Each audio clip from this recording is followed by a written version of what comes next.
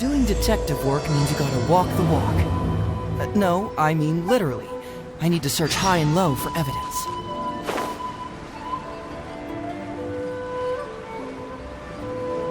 Yeah! What if the Traveler is also unavailable? What am I supposed to do? Well, that's your problem. It was your choice to get into this mess. Oh, but fortunately for you, it appears your savior has just arrived. Ah, Traveler. Great, you made it. Well, it's not like you were ever really busy to begin with. Songo? Compared to the Traveler, you're the one who has too much free time. No, I'm very busy. I'm busy standing here. I have to stand here all day. Even if it's a commission you're unwilling to take, your excuse is just pathetic.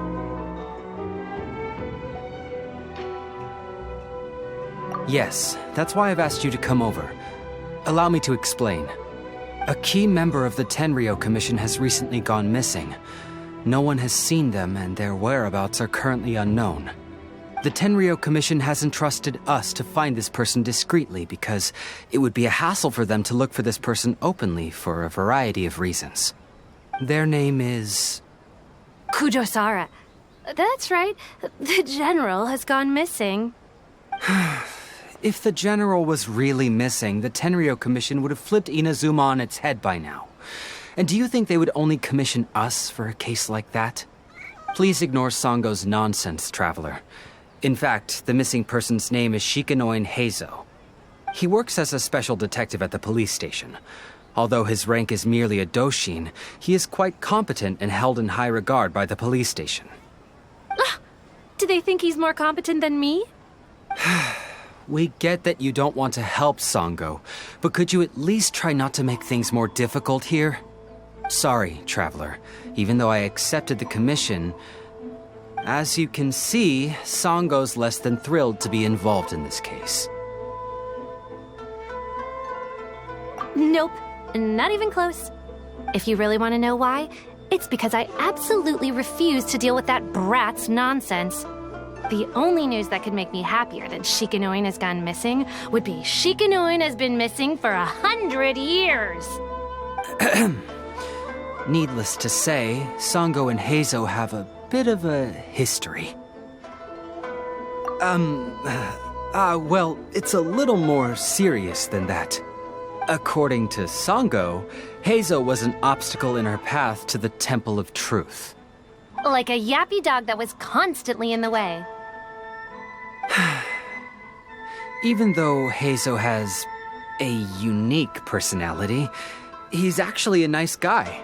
Really, I've learned a lot from him. So I can't just ignore this case, even if Songo doesn't approve. At the very least, I could entrust the commission to someone capable and trustworthy, like you, Traveler. Huh? No, it's not like that. Listen, I'll pay the entire amount originally promised by the Tenryou Commission, and I'll even personally throw in some additional funds. I'm really hoping you can take this commission, Traveler. If Heizo truly is in danger, I know he'll be safer with you by his side.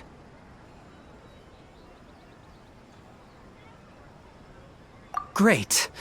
We've learned that Heizo had expressed interest in Watatsumi Island before he disappeared. During the war, he apparently carried out some mission on Watatsumi Island, and once the war ended, he made frequent visits to the island. I heard you have a good standing with Sango no Miya. I think it might be a good idea to use that as a starting point for your investigation. Well, that's about all I have to tell you. Oh, please take this commission letter from the police station. If you find Heizo, return there and report back to them.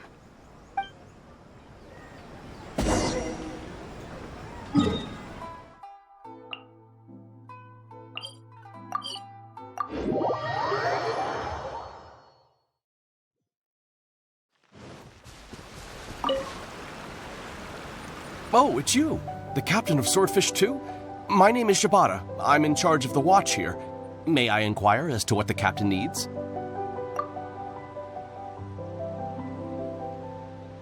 So his name is Shikanoin Heizo, huh? Yes, I'm familiar with the detective. He used to stroll around the area. Her Excellency had assigned me to keep a close eye on him at the time, fearing that he would do something unpleasant, but I eventually realized that he acted more like he was on a trip or something. Come to think of it, I believe he was recently spotted in the area east of the Sanganamiya Shrine. Please feel free to go there and take a look for yourself.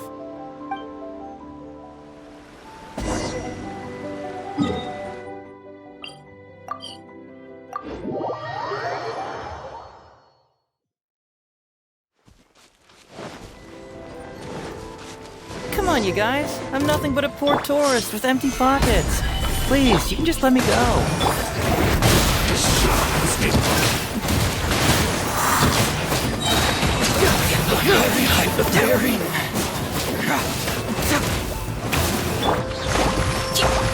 Can't move me! Truth hurts!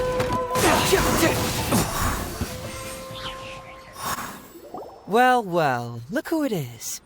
I was wondering who could be valiant enough to wipe the floor with these guys so easily. Turns out it was the distinguished traveler.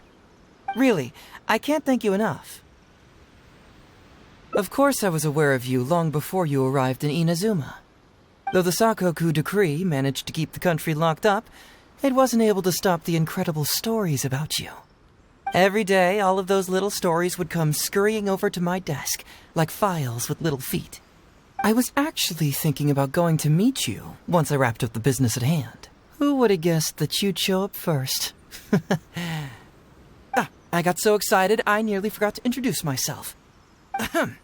The name's Shikanoin Heizo, Special Detective of the Tenryou Commission. It's a pleasure to meet you, traveler. I wish you all the best on your journey through Teyvat, by the way. I guess that means I've taken over as the main character in your story today. I've always heard that you take commissions from all kinds of people, helping everyone out with everything you can imagine. So now it's my turn to take your help, huh? Don't mind if I do. That was already obvious to me. It's no coincidence that you've arrived here. Because that would be the stuff of an epic novel. The two protagonists of the story both travel to Watatsumi Island by chance and cross paths as if by fate. The traveler from afar heroically rescues the weak and defenseless detective from the clutches of the ruthless Nobushi. Traveler, you are so dreamy. Unfortunately, though, I don't believe in coincidences. So, guessing you came to me on the police station's commission, didn't you? I'm a detective. Can you guess what gave it away?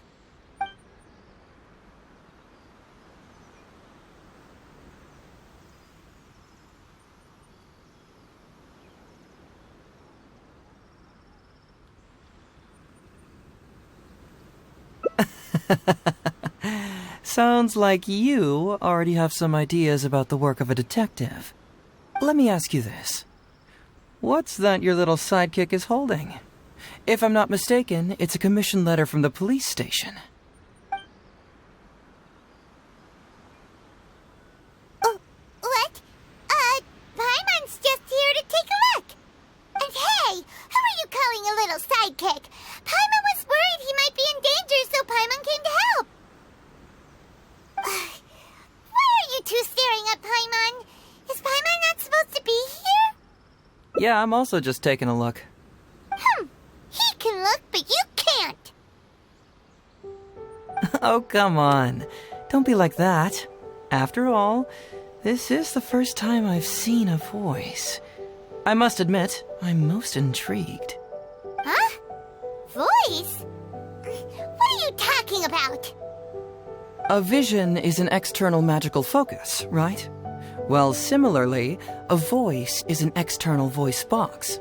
I've heard that the traveler isn't very talkative, but given how chatty you are, you must be his voice, right? That sounds awful! Paimon's not somebody's voice! Paimon's emergency food! Wait! Oh, Paimon's so upset she can't think straight! Paimon is Paimon! How dare you give Paimon such a terrible nickname? We came here to rescue you, but you actually opened the cage yourself. You were only pretending to be captured by the Nobushi, weren't you? Pretty suspicious! delicious if you ask Paimon. Come out with it, mister. What kind of schemes are you up to? Sheesh. For someone who says they don't want to be a voice, you sure do talk a lot.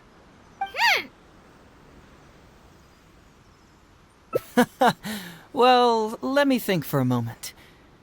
Yes, all this started a long time ago, during the war. Kujo Takayuki, who was head of the Tenryo Commission at the time, had secretly asked me to investigate the military capabilities of Sangonomiya. But I had already grown tired of the guy for a while, so I simply treated the trip as a paid vacation. I had heard that Watatsumi Island is really beautiful. As for the mission, I thought I'd just come up with some random excuses or whatever when I reported back. But guess what? The first night I arrived on Watatsumi Island, I had a dream. The dream contained only one message, an echo resounding from the depths of the earth that kept ringing in my ears, saying,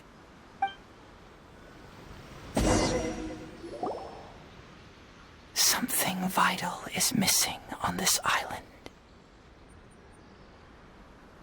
Isn't that bizarre? Something vital has gone missing on this island. Has something evaporated into thin air? What could it be? Paimon bets it must be something delicious. You know, because the soil of Watatsumi Island can't grow crops. There's a shortage of food here. Oh, food, huh? How about you, traveler? What do you think is missing?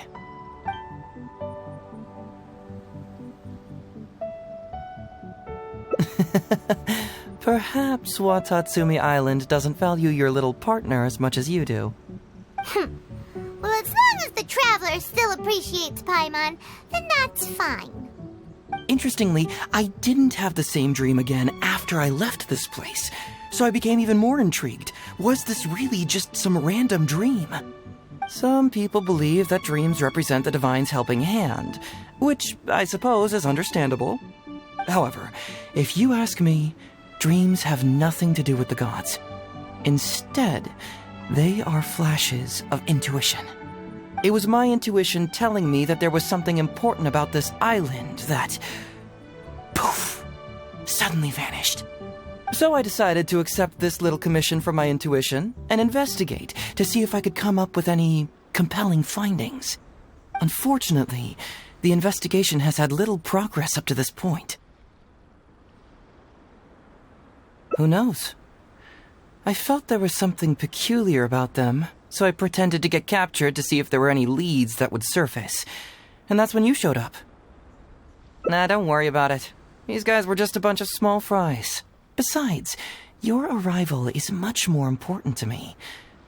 I have a feeling you can help me find the answer to my dream. So how would you like to partner up on this one? We can work together to solve the mystery. Yes, of course, I understand. But let me ask one more question. Did the police station say they are looking for me because of something important? Well, then it's probably nothing major. Most likely they're short on staff or something petty like that, and they happen to remember their model employee. So since we're already here, why don't we just solve this puzzle together? Once everything is settled, I'll gladly accompany you back to the police station, or anywhere else you'd like to go. What do you think? You really care about others, don't you? You'll make an excellent partner. Well, let's get started, shall we? First, we can search the camp for clues.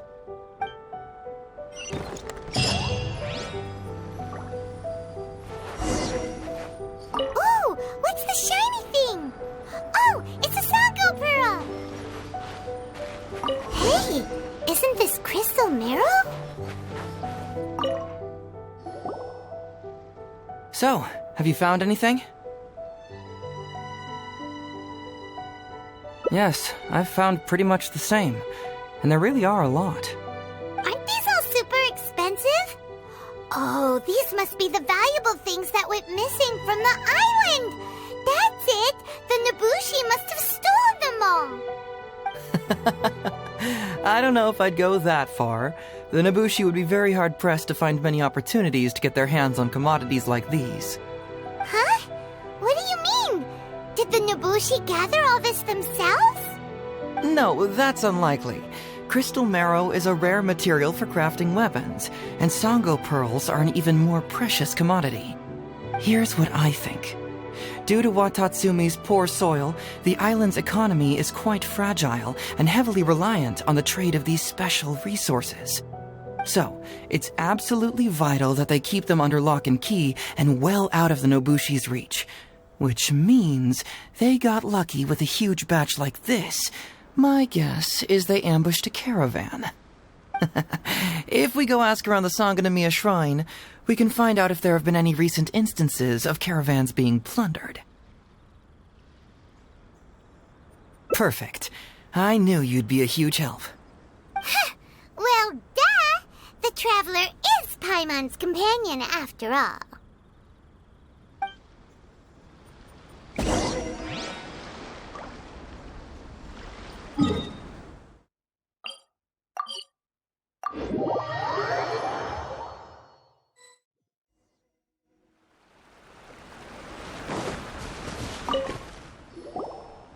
Captain, I see you found the detective. Watatsumi Island sure is a beautiful place. I don't think I could ever leave. You can stay as long as you like, granted you don't cause any trouble, that is. Her Excellency has stated that all friendly visitors are welcome. Incidents of stolen goods? Not that I'm aware of. Her Excellency has recently launched several measures to boost the economy, including the development of trade routes and establishing our own caravans. Troops have also been deployed to protect them, so it is only reasonable to assume that the current trade routes are already very safe. Any looting or theft would be practically unthinkable. That's strange. Then where did the Nobushi get those goods from? Huh? You mean you found goods of unknown origin?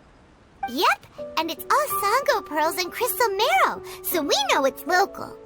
Could there have really been a theft that hasn't been reported? That shouldn't be the case. Well, perhaps you could go ask Todoroki. He's responsible for the caravans and is usually in the village at night preparing the goods. If something has happened, he should know about it. Great. Thank you for all the info. Let's go. Hey, Traveler! It's been a while. I've missed you. Why didn't you inform me that you'd be coming over today? General Goro. You're dismissed, Shibata. You may go about your other duties while I catch up with the Traveler. Yes, General Goro. I overheard you discussing a case of stolen goods. Is that right? That's right! We found a lot of Watatsumi's valuable products in a Nobushi camp! I see. So you've come to ask if we know of any relevant cases. Well, I'm ashamed to say that, yes, the caravans have been plundered. And not just once, I'm afraid. We had already dispatched additional forces to protect the caravans, yet the crooks still managed to get away with the goods. And you're concerned that if this kind of news were to get out, it would undermine the confidence of other caravans. So you didn't make it public, and instead kept the news to only a select few. That's correct.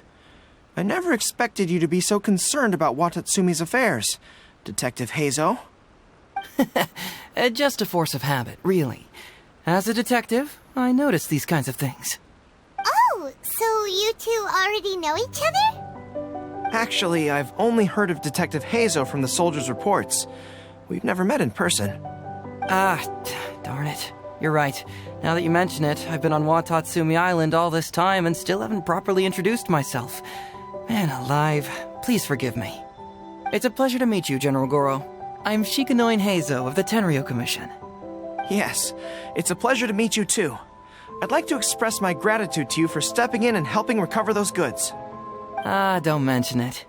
You never know what you'll find when you're out for a stroll. But if the source of the problem is not addressed, I'm afraid this sort of situation will continue cropping up for you.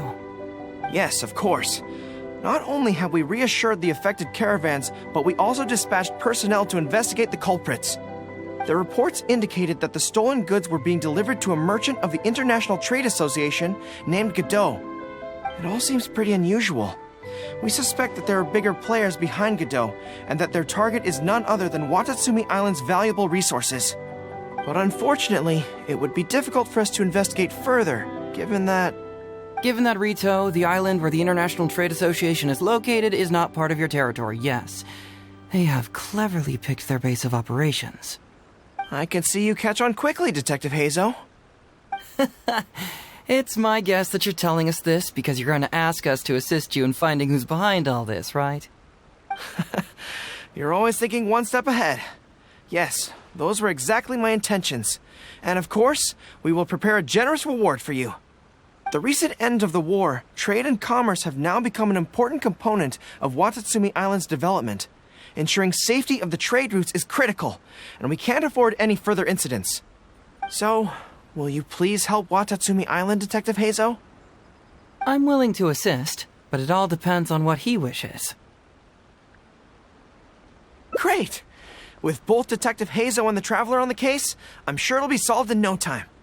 The situation is now in your capable hands. I look forward to hearing your report when you get back. All right, we'll take care of it.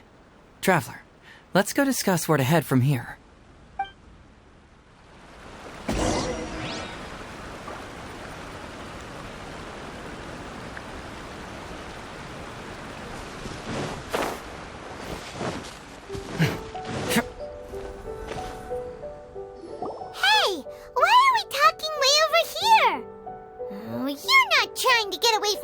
So he can't overhear us, are you? Very perceptive. Seems even Paimon has her moments. Let me ask you, do you believe in intuition? Huh? Intuition? Where are you going with this? My intuition tells me that General Goro is lying. What? How could you say that? Although he did seem a little on the serious side today, but Goro's a good guy. Good people can be deceptive, too. After all, everyone has their secrets. Well, in my opinion, the timing of his appearance was a little too coincidental. Sanganamiya soldiers have been keeping an eye on me for the entire time I've been on Watatsumi Island, yet I had never seen General Goro even once. But today he came out and met with us, and even commissioned us to investigate a case. Maybe that's because the Traveler is here today, and Goro thinks he's more capable. Really? Huh. Then that makes things even more peculiar. If there are powerful players behind this case, and he needs to draw upon external support, then he should have taken action sooner rather than wait until today. A more plausible explanation is that the items we discovered are linked with some unspeakable secret, and he had to intervene to prevent us from digging any deeper. Then he put up a smokescreen to mislead us. I surmise that investigating the merchant Godot on Rito will yield no results. Whoa, are you serious? But this is all just a hunch you have, right? Actually, there is another key factor behind my reasoning, though you may not believe me. I sense something special about Goro. Something special? Yes. Whatever is missing on this island, I sense it in him. Whoa! Hold it right there! Are you saying Goro's a thief? As in he took something valuable? It's not that simple. I can't fully explain it. It's just my intuition. Sure, I trust your judgment, but perhaps you're overlooking someone else, the true leader here.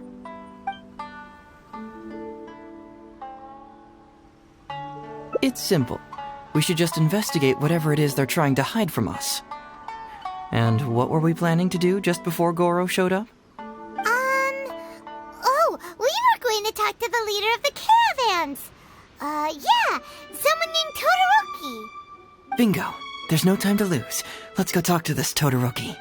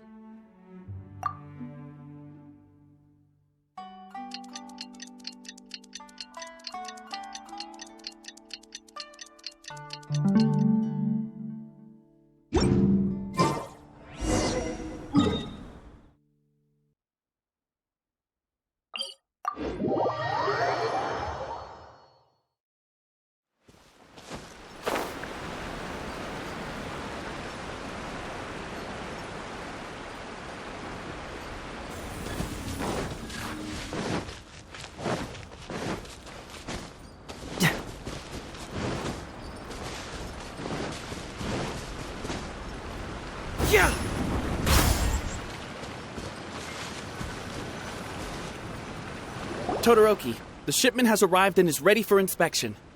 Good. Let's go. Hey, it's Todoroki! Shh, keep quiet. Let's follow him and see where he leads us.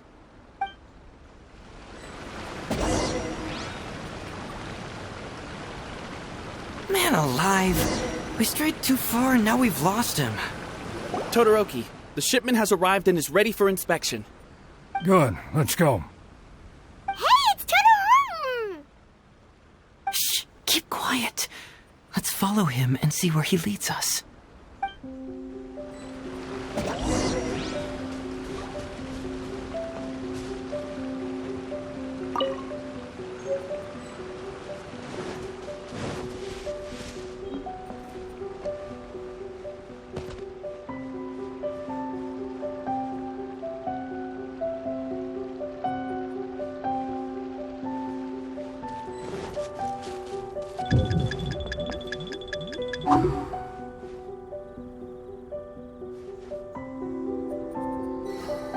Your intel was spot on. When we arrived, the Nobushi were all still asleep. We captured them all, and the goods were retrieved and brought back here. I'll take a look. Everything seems in order. Good work. It's nothing. Thanks to the efforts of your caravan, the price of grain in the village has decreased. That's right. And who would have thought that the injuries we sustained during the war would have such a lingering effect on our bodies? But thankfully, you also brought back some life-saving medicine. Things are improving thanks to the help from those up top. Oh, by the way, what is the state of the village's inventory? Make sure that it's confirmed tonight. I have to leave tomorrow morning after I go to the Sangonomiya Shrine and get instructions from General Goro. Don't worry. We've already prepared the list. Just follow us. The soldiers from Sangonomiya seized the Nobushi's stolen goods? But didn't Goro say all the stolen goods were headed to the International Trade Association? And Todoroki said he'll get instructions from Goro tomorrow. Interesting. It appears these seized goods were never stolen. There's something else behind all this. Now's our chance to look around and see if we can find any leads. Glaze lilies? What are these doing here? Shouldn't it be crystal marrow or something? This box is packed so tight. It looks like it could burst. Let's see what's inside. Huh? What are all these plants and flowers? Oh, there's a small note here.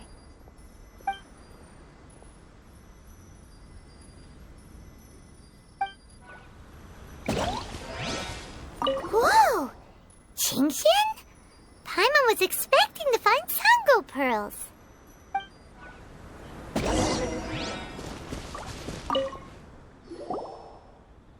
So, did you find anything? Wow! Look at all the Qingxian! And glaze lilies, too! There are also tons of other plants and flowers Paimon doesn't know here. Weird. These are valuable raw ingredients for producing medicine. If these few crates were to be imported from Rito, the price would be jaw-dropping. On top of that, these items seem to lack a tax clearance certificate, meaning that they were most likely smuggled. Yes, very interesting. Now, where did the Nobushi get these goods? How about you? Did you find anything else? Foreign Trade Association? I've never heard of such an organization in Rito. And if it's regarding foreign trade, then smuggling is an even more likely possibility. All right. In which case, I have a rough hypothesis. First, we... Huh? Who goes there? Oh no! We've been spotted! Huh? Wait, Captain? Is that you? Oh, so it's you, Captain. You had me worried there. We almost mistook you for bandits. Captain, do you remember us? During the war, I was in the field hospital with Masashi. Teppei brought you to see us and helped find medicine for us. Hey, come on now. The captain wouldn't forget. I gotta tell you, Captain, we all miss you. We haven't seen you ever since the end of the war. When we heard that you were coming here, we just assumed you were only going to see General Goro and Her Excellency. The guys are all really hoping to see you.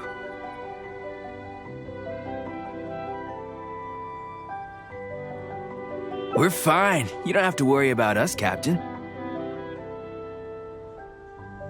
No, you're not fine. Captain, you may not be aware, but Masashi previously fainted on the front lines. The doctor thought that it might be a neurological condition caused by overstimulated emotions. It's pretty serious. According to the doctor, if it hadn't been for the medication he's been taking, he would have developed dementia. And that was assuming the best-case scenario. You're one to talk. Don't forget why I fainted in the first place. It's because I heard that you got yourself killed by an arrow.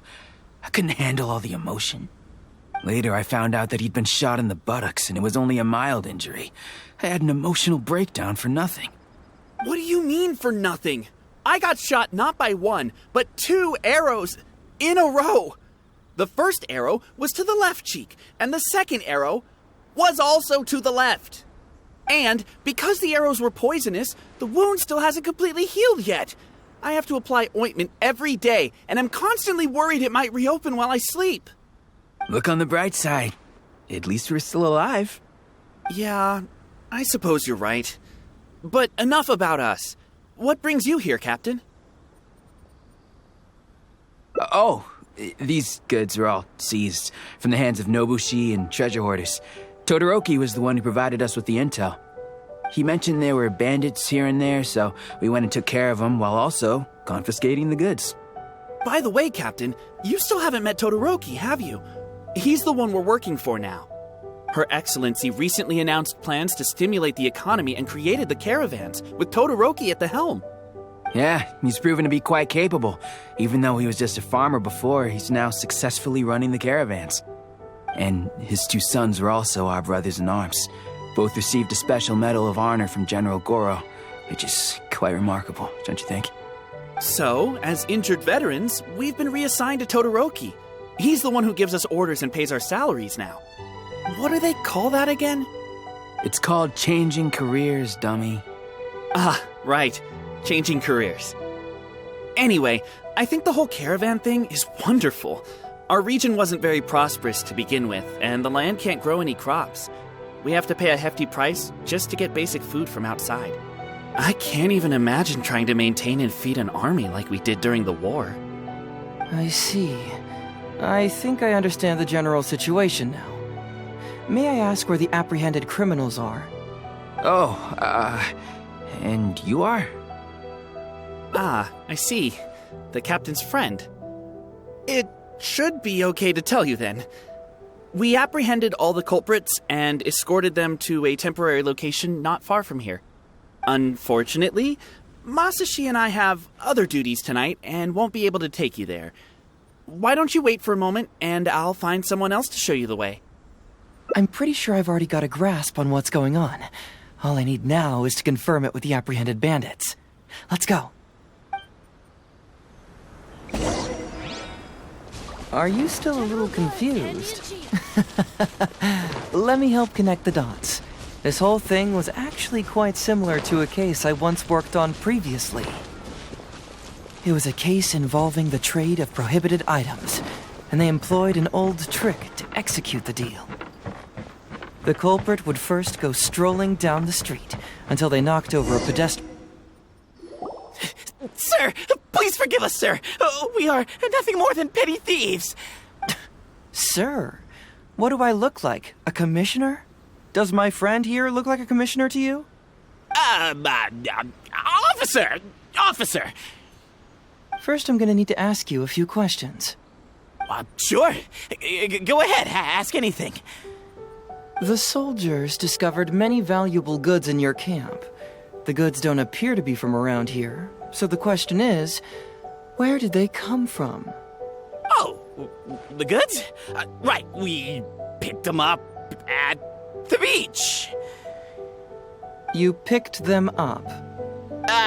Well, no, we, actually stole them. Be honest now. Tell me the whole story. Yes, sir. I mean, officer. We took those goods from a small merchant ship just off the beach, but we didn't exactly steal them. You see, the ship's guards all took off running the moment they saw us. They abandoned the goods, and we simply came and picked them up. But next thing we know, a group of soldiers arrives, and we're all apprehended. Talk about bad luck. We didn't even have a chance to stash away the goods before we got caught. You say that the merchant ship's guards fled without putting up a fight. You expect me to believe that? We just assumed they were scared witless and didn't have the guts to fight. I'm not bragging or anything, but our boss is pretty intimidating. With his massive muscle and strength, he could scare anyone. You really expect us to believe all this? No, you gotta believe me. Just the other day, we scared off an entire squad of soldiers. When they noticed us, they went running and dropped their goods. I swear. I still remember seeing tons of Sango pearls and crystal marrow in that load. All nice and shiny, too. Whew, it was amazing. Unfortunately, a bunch of pirates came later and snatched those goods. It just happened that our boss had diarrhea that day and couldn't hold off the pirates. This luck of ours. Wait a tick. Pirates? Yep, no doubt about it. They came on a massive ship, and their captain was a pretty lady with an eye patch. We had no idea how powerful she was. It was like boom, boom, thud. Only took 3 hits before she knocked out the boss. A pretty lady with an eye patch? Oh. Does this description remind you of someone, Paimon? No! Doesn't remind Paimon of anyone. Okay. And how about you?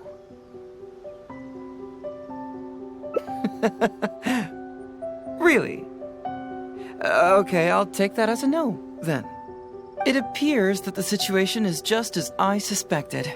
Todoroki is striking a shady deal with a group of pirates, while General Goro appears to be assisting with the cover-up. What? How could that be? Todoroki said that he'd be going to Sangonomiya early tomorrow morning to get Goro's instructions before the caravan leaves. Now is the time to address any doubts you may have. Tomorrow morning will be our moment to confront them. Hopefully, my final question will be answered then as well. The question of what important thing this island is missing. I can feel some connection to the question in Goro, Todoroki, and even to Kuda and Masashi. Hopefully, we'll finally have an answer tomorrow. Let's get some rest. I'll see you at Sangonomiya tomorrow morning.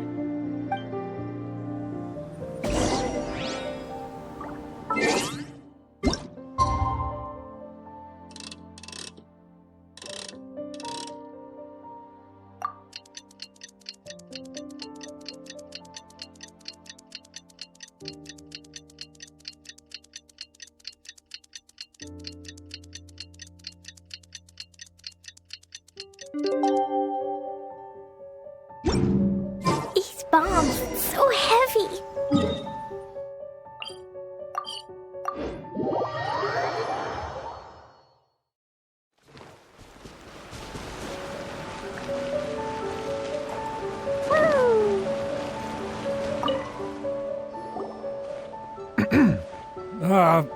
Who are you? Hello, Todoroki. I'm Shikanoin Heizo, Special Detective of the Tenryou Commission. I believe you've been manipulating large-scale illegal trades for some time now. Mind if we talk about that for a bit? You can't just go around spewing such nonsense, young man. And what if I'm not talking nonsense? Ridiculous. I don't have time to listen to this. Get out of here, you little brat. I know I'm on the younger side compared to you, Todoroki, so I'm sure you must have heard the old saying. Off the scale, some goods only weigh a couple pounds, but on the scale, they weigh more than 1,000. So the question is, do you want to put your goods on the scale or not? What are you trying to say? Well, nothing. All I want to hear is you personally confirming what we already know to be the truth. Masashi! Tokuda! Arrest these people! Huh? Todoroki, what's wrong? Who dares to cause trouble at Sangonomiya Shrine? Huh? Wait, it's... Captain? What are you doing?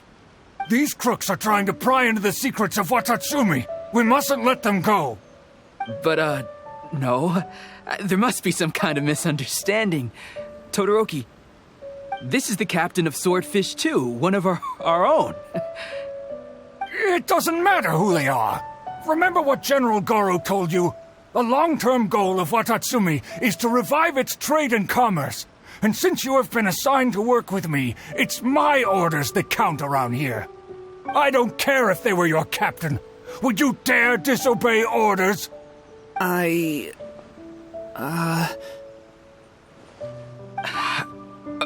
do we do? Well, what are you waiting for? All right, I see how it is. If you two won't do it, I will. I really hoped it wouldn't come to this. But here we go. Wait! Everyone, stand down! General Goro! You're here. My apologies, Traveler, Detective Heizo. I wasn't telling you the truth.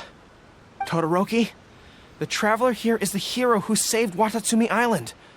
Without him, Watatsumi Island would never have found the peace it has today. We mustn't raise our weapons against him. How could you be so naive, General Goro? If we let them go free, then who's to say the Shogunate won't come after us tomorrow? If the Shogunate decides to investigate, we won't be able to hide the truth. I wouldn't allow them to take you, Todoroki. Let's not kid ourselves. If going to jail could solve the problem, I would go and turn myself into the Tenryou Commission right now. The question is, what are we going to do with the goods? Will you be able to keep them? Not to mention the chance of astronomical fines. Can you afford that? Goro, we both know that Watatsumi Island is a barren land. Plant 100 radishes here and maybe only 3 would grow. And those 3 combined would still be smaller than just 1 carrot imported from elsewhere. You can't grow food or medicinal herbs here, and if we buy them from Rito, we pay exorbitant taxes. My eldest son died fighting on the battlefield. But do you know how my second son died? He died because there was no medicine to treat him. You awarded both of them medals of honor, but did that save their lives?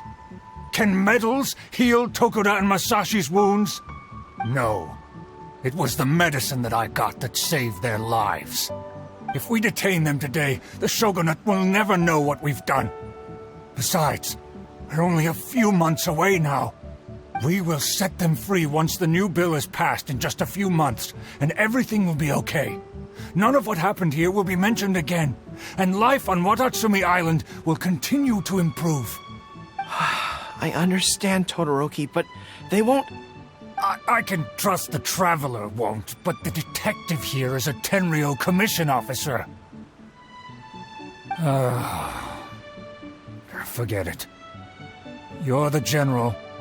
I'm just a radish farmer. It's a new commodity tax bill currently being drafted by the Kanjo Commission. The bill exempts taxes on goods that are in short supply on Watatsumi Island. Once the bill's introduced, we'll be able to buy commodities that we need from regular marketplaces. Oh, I see. Man alive. I wish I had known sooner. In that case, how about we put your fears at ease and I'll stick around here a little longer. You know, until the bill is introduced. Huh? Detective Heizo, are you saying that... You mean you're willing to stay here, young man? Come on, you two. What's with the strange looks? You've been keeping me under close surveillance, haven't you? Surely you must have noticed that aside from being a detective, I'm also an ordinary tourist who likes to enjoy good scenery. I believe that after the new commodity bill is passed, there will be more and more traffic between the two sides, and more people will be coming to visit Watatsumi Island. I have to take the opportunity now and enjoy this place while I still have it all to myself. Before long, tourists will start pouring in. Thank you, Detective Heizo. On behalf of the people of Watatsumi. My pleasure. But one good turn deserves another, does it not?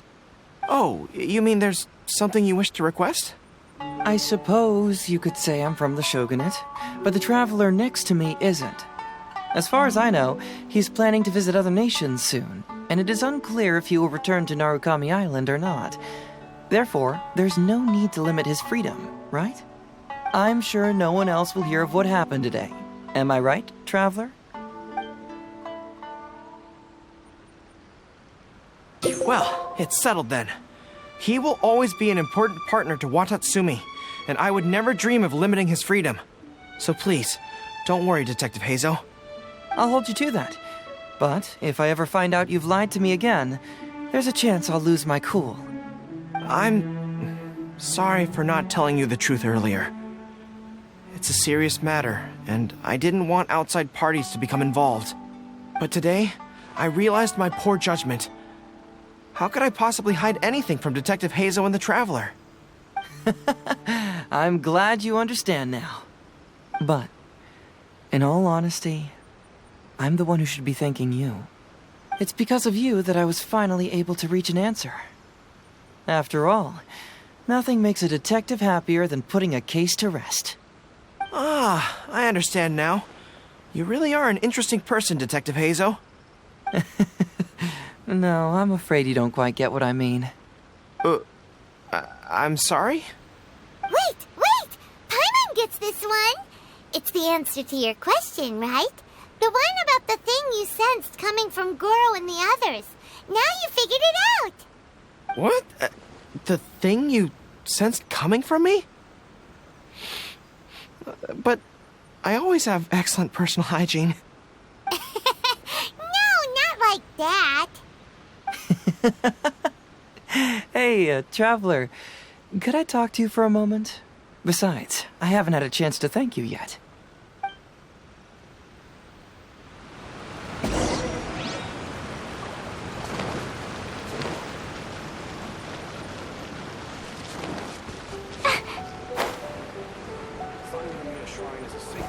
La la la. Hey, there you are. Come here, look. It's beautiful, isn't it? It's remarkable how such a barren land can give life to such wonderful and stunning scenery. To be honest, I am grateful to you for this trip. Before you arrived, I was running around like a headless chicken. Even if I happened to find out what was going on here, I wouldn't have been able to uncover any concrete information without you present. I'm just sorry that I promised I'd accompany you back. It appears that I won't be able to do so for the time being.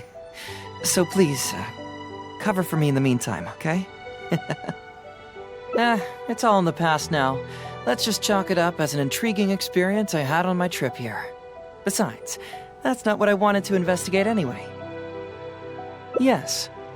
Everyone you led me to and everything they said brought me closer to the answer. And now I finally get it. Watatsumi Island is an ancient land where the soil is poor and many crops do not grow because it's lacking a certain thing. But what the inhabitants of this land do have is bravery. They were courageous enough to stand up and resist the gods and accomplish what they knew could not be done. This is yet another instance in which that certain thing shines. That missing element. That certain thing is what I sensed present in Goro, Todoroki, Tokuda, and Masashi, which is the true vitality of this land. I guess I was mistaken when I declared that something was missing. That something from this island had evaporated into thin air. Because even something that evaporates is not gone. It's still there, just in a different state of being. When water is heated by fire, it evaporates and eventually finds its place in the sky. Similarly, when the land was harmed, its vitality evaporated and eventually found its place among the inhabitants. This is the final answer I've been searching for. Anyway, thanks again. You know, even though we just met, I wish you could be my partner all the time. Call me Grady, I guess. But, of course, I know that's impossible. You have your own journey to complete. So I'll just keep doing what I can. Hopefully keeping my memories from evaporating safe and sound in my mind. That way, I'll always be able to remember these beautiful things. The beauty of Watatsumi Island, the people who are full of life and vitality. And you two, who were by my side.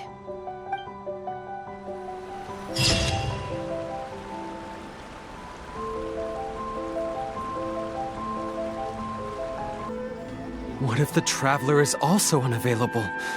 What am I supposed to do? Well, that's your problem. It was your choice to get into this mess. Oh, but fortunately for you, it appears your savior has just arrived. Ah, Traveler. Great, you made it. Well, it's not like you were ever really busy to begin with. Songo? Compared to the Traveler, you're the one who has too much free time. No, I'm very busy. I'm busy standing here. I have to stand here all day. Even if it's a commission you're unwilling to take, your excuse is just pathetic.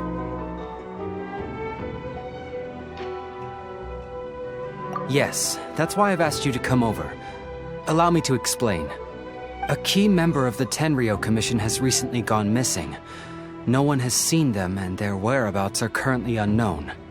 The Tenryou Commission has entrusted us to find this person discreetly because it would be a hassle for them to look for this person openly for a variety of reasons. Their name is... Kujosara. That's right. The general has gone missing. If the general was really missing, the Tenryou Commission would have flipped Inazuma on its head by now. And do you think they would only commission us for a case like that? Please ignore Songo's nonsense, Traveler. In fact, the missing person's name is Shikanoin Heizo. He works as a special detective at the police station. Although his rank is merely a doshin, he is quite competent and held in high regard by the police station. Do they think he's more competent than me? We get that you don't want to help Songo, but could you at least try not to make things more difficult here? Sorry, Traveler.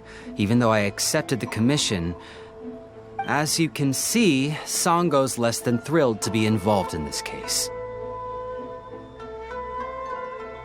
Nope, not even close. If you really want to know why, it's because I absolutely refuse to deal with that brat's nonsense. The only news that could make me happier than Shikanoin has gone missing would be Shikanoin has been missing for 100 years. Needless to say, Songo and Heizo have a bit of a history. Well, it's a little more serious than that. According to Songo, Heizo was an obstacle in her path to the Temple of Truth. Like a yappy dog that was constantly in the way. Even though Heizo has a unique personality, he's actually a nice guy. Really, I've learned a lot from him. So I can't just ignore this case, even if Songo doesn't approve. At the very least, I could entrust the commission to someone capable and trustworthy, like you, Traveler. Huh? No, it's not like that. Listen, I'll pay the entire amount originally promised by the Tenryou Commission, and I'll even personally throw in some additional funds.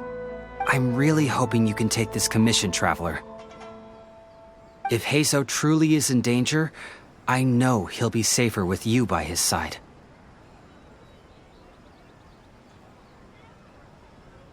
Great!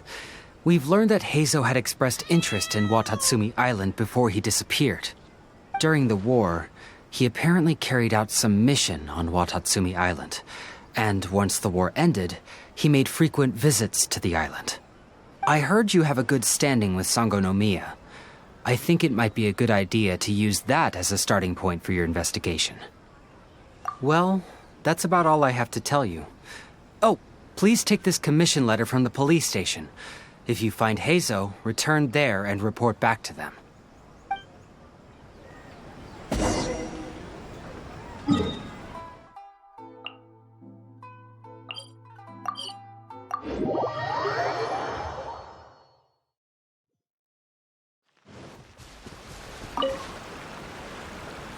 Oh, it's you, the captain of Swordfish 2? My name is Shibata. I'm in charge of the watch here. May I inquire as to what the captain needs?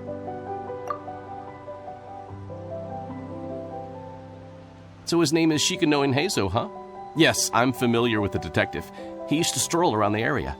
Her Excellency had assigned me to keep a close eye on him at the time, fearing that he would do something unpleasant, but I eventually realized that he acted more like he was on a trip or something. Come to think of it, I believe he was recently spotted in the area east of the Sangonomiya Shrine. Please feel free to go there and take a look for yourself.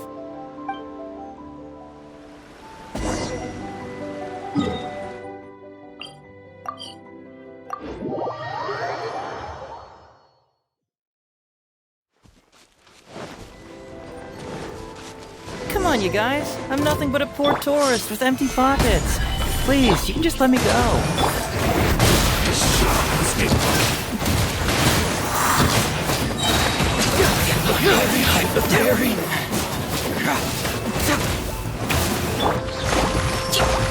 Get moving! It hurts!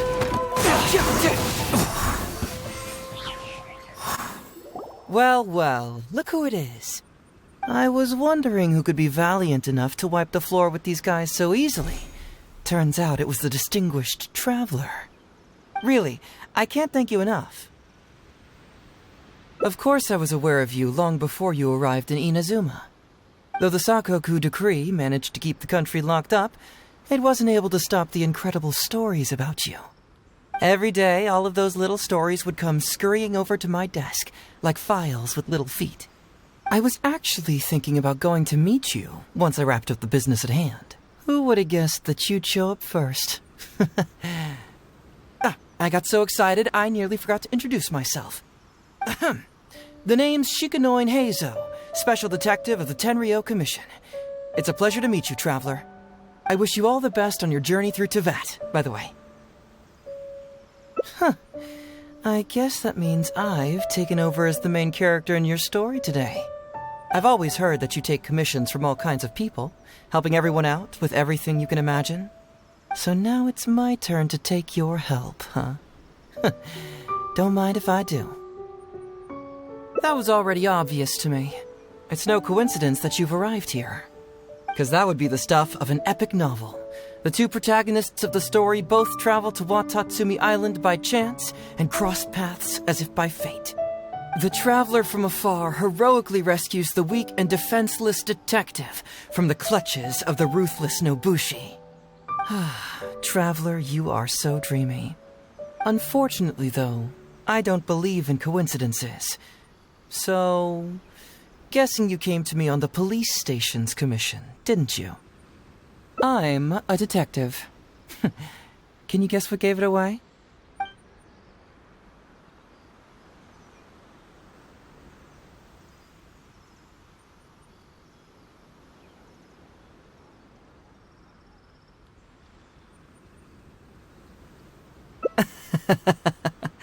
Sounds like you already have some ideas about the work of a detective.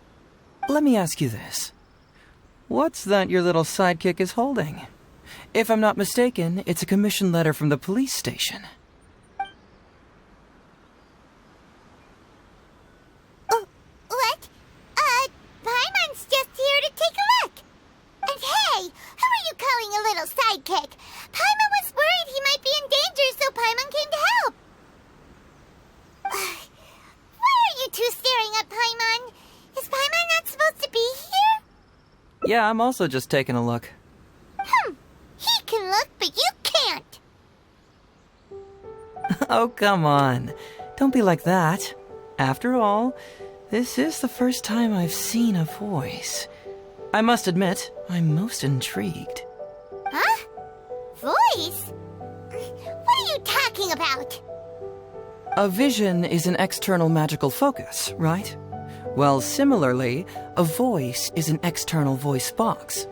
I've heard that the Traveler isn't very talkative, but given how chatty you are, you must be his voice, right? That sounds awful! Paimon's not somebody's voice! Paimon's emergency food! Wait! Oh, Paimon's so upset she can't think straight! Paimon is Paimon! How dare you give Paimon such a terrible nickname? We came here to rescue you, but you actually opened the cage yourself. You were only pretending to be captured by the Nobushi, weren't you? Pretty suspicious if you ask Paimon. Come out with it, mister. What kind of schemes are you up to? Sheesh. For someone who says they don't want to be a voice, you sure do talk a lot.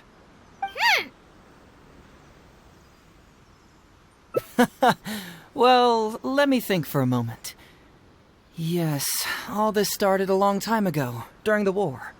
Kujo Takayuki, who was head of the Tenryo Commission at the time, had secretly asked me to investigate the military capabilities of Sangonomiya.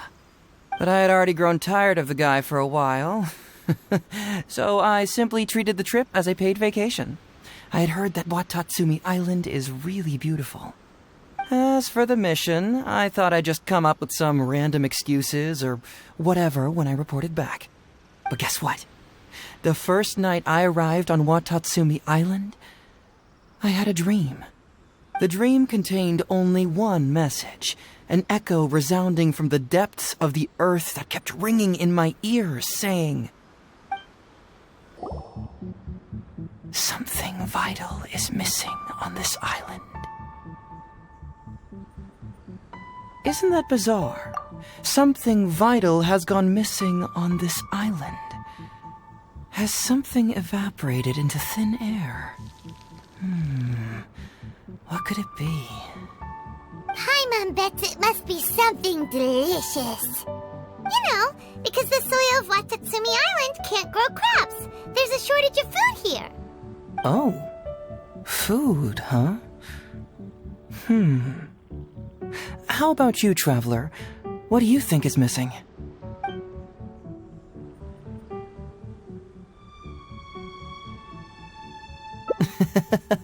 Perhaps Watatsumi Island doesn't value your little partner as much as you do. Well, as long as the Traveler still appreciates Paimon, then that's fine. Interestingly, I didn't have the same dream again after I left this place, so I became even more intrigued. Was this really just some random dream? Some people believe that dreams represent the divine's helping hand, which I suppose is understandable. However, if you ask me, dreams have nothing to do with the gods. Instead, they are flashes of intuition. It was my intuition telling me that there was something important about this island that, poof, suddenly vanished. So I decided to accept this little commission from my intuition and investigate to see if I could come up with any compelling findings.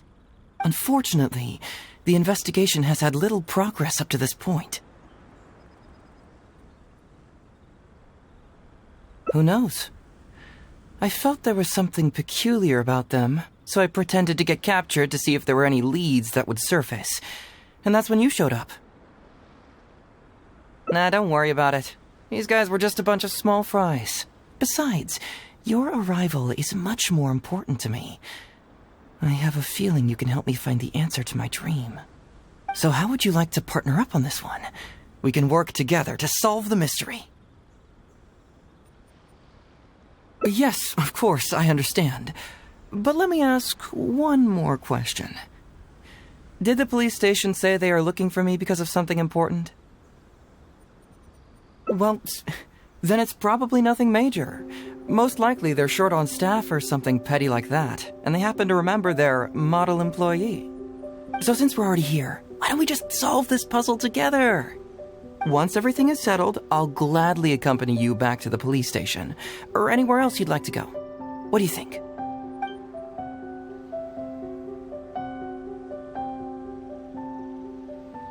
Someone concerned about my safety? Then it must be Ryuji, right? I suppose if you insist. All right, I'll accompany you back to the police station first. We can discuss the issue of Watatsumi Island later.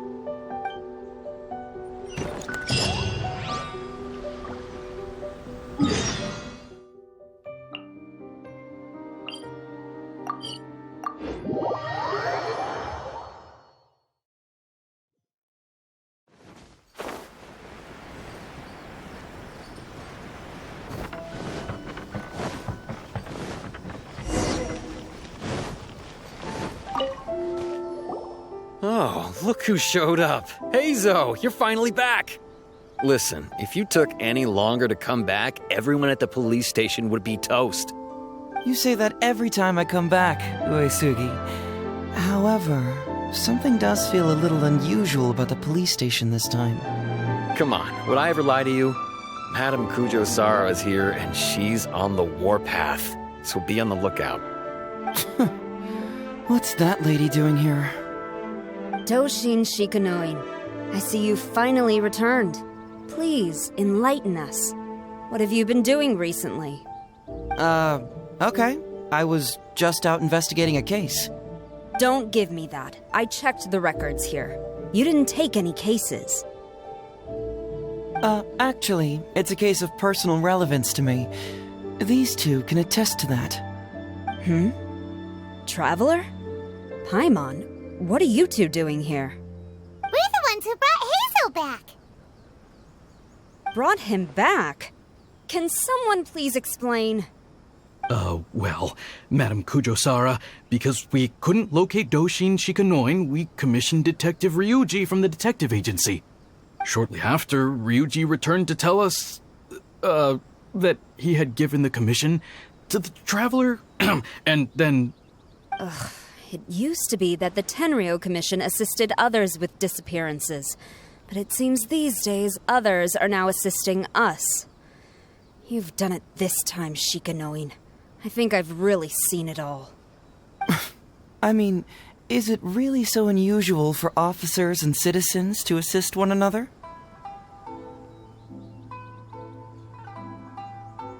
Yeah, it was kind of weird, but it was definitely an investigation.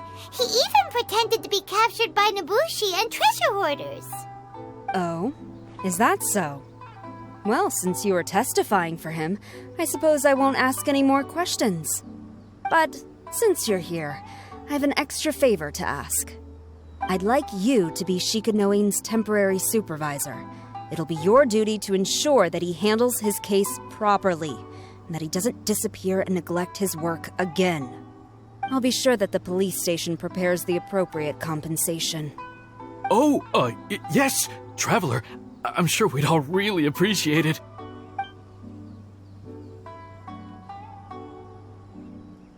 Heizo seems to be happy with the idea. You should thank the traveler this time, Doshin Shikanoin. Otherwise, I don't think I would have let you off so easily. Here, take this letter of complaint. It's written against you. Please consider carefully what to do with it. I do not wish to see another one. Understood? Huh? Someone filed a complaint? That can't be right. Why would there be a complaint letter? You must not be doing your job properly, and now you're attracting complaints. No, it really doesn't add up. You two don't get it. Although Madame Kujo-Sara just made some harsh remarks, we all know that Heizo-senpai is a real whiz when it comes to cracking cases. He's the biggest asset on our team. Several leaders have risen through the ranks as a result of his achievements. He's definitely no slacker. Then he must have gotten himself into some kind of trouble. Well, let me see what's the deal here. Oh, and since you agreed to be my temporary supervisor, you'll find the desk where new case files are kept right over there. Would you mind helping me check what cases I need to deal with? Of course, but first I have to confirm what's going on, and whether or not the letter's legit. Please, have a look at the case files first.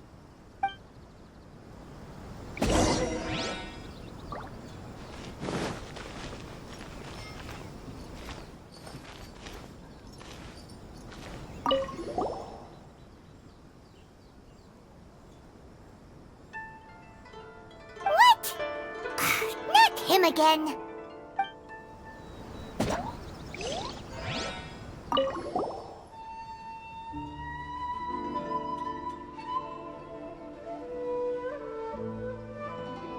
Who would give a dog such a strange name?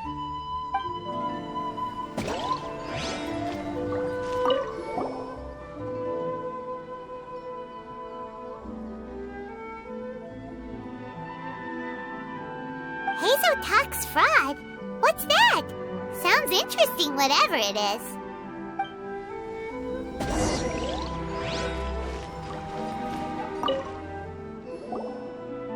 So, have you gone through the case files? Is there anything that caught your eye?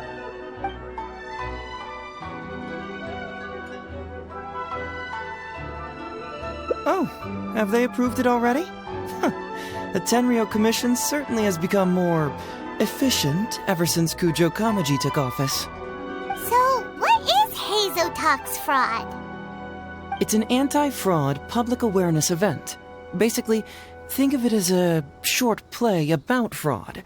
We'll get a few people to perform an entertaining drama in order to raise public awareness about the issue. Ooh, so it's a play? Paimon likes the sound of that. Well, see, fraud is a major issue here. You've traveled between different nations. I'm sure Mora isn't really an issue for you. You have to understand that scamming the poor of their money is essentially robbing them of their lives. Left unchecked, the situation could potentially deteriorate into something more serious. That makes sense. But will putting on a performance really work? It's hard to say. Preventing crimes is more difficult than solving them, there's no doubt about that, but prevention is also a more worthwhile cause. Maybe only a small number of people who attend the event will ever actually encounter a scam artist. And even then, of the handful of attendees who encounter said scam artist, I doubt many of them will be able to see through the scammer's ruse. But if even only one person escapes the clutches of a scam artist because of my event, then I'm willing to put on this play for that person. All right, count us in. Today we are the anti-fraud messengers. Great. First, we need 3 actors, 2 to play the scam artists and 1 to play the victim. I already have a couple candidates in mind for the roles of the scam artists, so come with me to the Grand Narukami Shrine.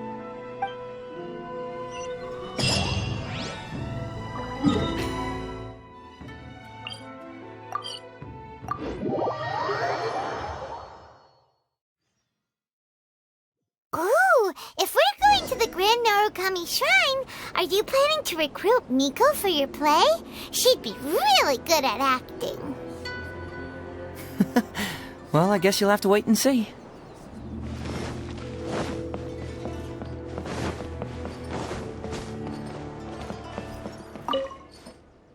Heizo, what are you doing here, you little brat? Oh, and the Traveler, too.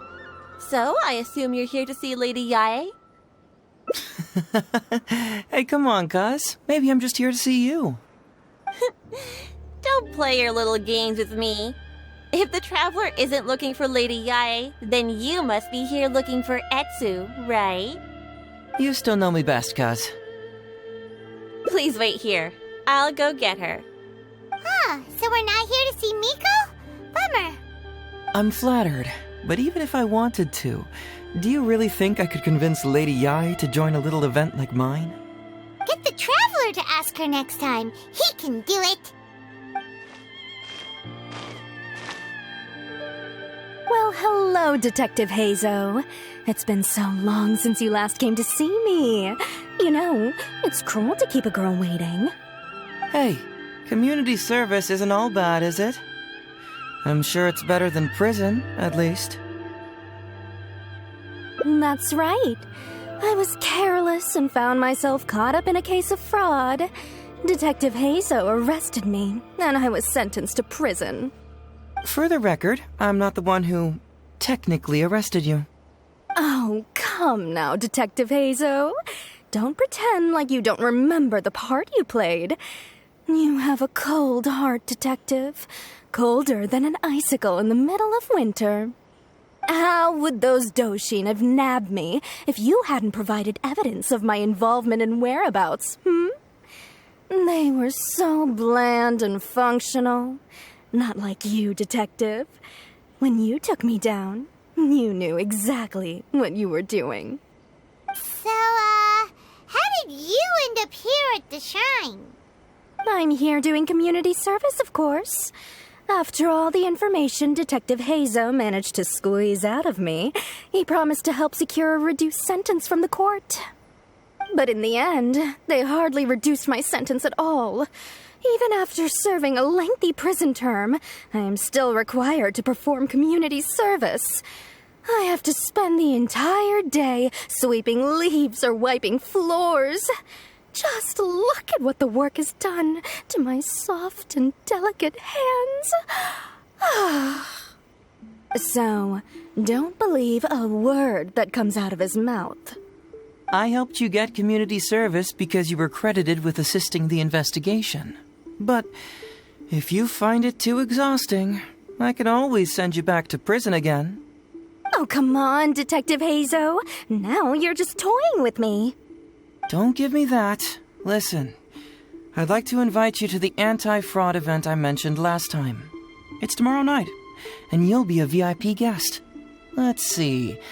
Appearing in the event would be equivalent to, 5 days of community service? How does that sound? Only 5 days? That's hardly anything. 5 days not enough? Okay. How about 4 days? Hey! That's a day less than what you just promised me, Detective Heizo. Oh, my mistake. 3 days. All right, I'll go. Just stop playing with my heart. And may I ask, will they also be coming as a guest tomorrow night? No wonder you're treating me so coldly today, Detective Heizo. Looks like you found someone else to keep you company. And what a charmer they are. I get what you see in them.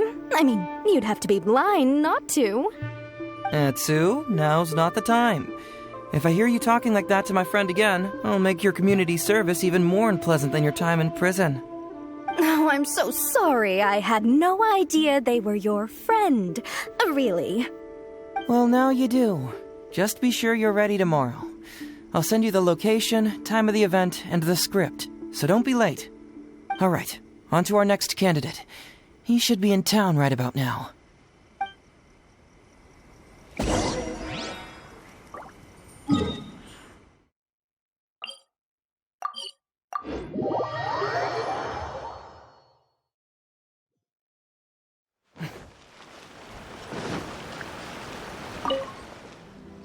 Mr. Iba, how are you doing? Oh, well, if it isn't Heizo. Thanks to you, I haven't kicked the bucket yet. Well, it's good to see you're alive. And well. All right, out with it. I know you wouldn't come see me for nothing. I see you're still sharp as ever, Mr. Iba. Look, have you had a chance to think about that anti-fraud event I mentioned to you last time? You can forget it. I'm pushing 71 this year. You think I want to make a fool of myself? Are you sure? You know, this event is very well funded. And now that the Sakoku decree has been repealed, I heard that your granddaughter Kazumi wants to take the chance to travel. If you participate, she can go without worrying about money at all. Huh? How did you know? Sure, I paid a hefty fine at the time, but I can still afford her travels. You're Heizo's colleague, aren't you? How haven't you heard about this? Well, it just so happens that Mr. Iba was a well-known figure in Inazuma back in the day. His Iba Trading Guild was even bigger than the current International Trade Association. Don't bring it up again. If I hadn't been misled by that foreign merchant, I never would have become a commercial scammer. Fortunately, young Heizo here has some respect for the elderly and applied for a probationary sentence. Otherwise, I don't think I would have ever seen the light of day again. Well, if Heizo was so good to you, then you should help him out too. He's not as innocent as he looks, you know. He just knows it's easier to get information when we're chatting outside. Ask him if you don't believe me. Those are some pretty harsh words, Mr. Eva. Anyway, I can't help you with that, event or whatever you call it. Man alive. What should I do now? I already told Kazumi that you'd show up and caution everybody about avoiding fraud. I'm sure it'd be beneficial for everyone, and Kazumi even agreed to come and listen. How can I explain to her that you were too worried about being embarrassed? She might even think that you feel no remorse at all. You imbecile! You should have told me about this first! Come on now. How could I have known that you'd refuse to participate? Why, you sure are a crafty one, just like your father. So you'll join us? What choice do I have? Using my granddaughter to force me into some event. People these days. The world needs you to step up. I will send the time and place of the event as well as the script, so don't forget to prepare. All right, very well. Well then. Now we only need to find the last person to play the role of the fooled victim. We don't want someone too clever for this role. Otherwise, they'd see right through this ruse and the drama would come to a grinding halt. Not too clever. Oh yeah, I know that guy. I've seen him in the police station a handful of times, though I've never actually spoken to him before. Do you know where we can find him? Well, we did just see a file called The Prince of Mischief in Hanamizaka. That's gotta be Ito. He must be in Hanamizaka. All right then. To Hanamizaka we go. Oh, but knowing his reputation, I'll need to bring a little something along just to guarantee we can secure his participation. You go ahead. I'll catch up.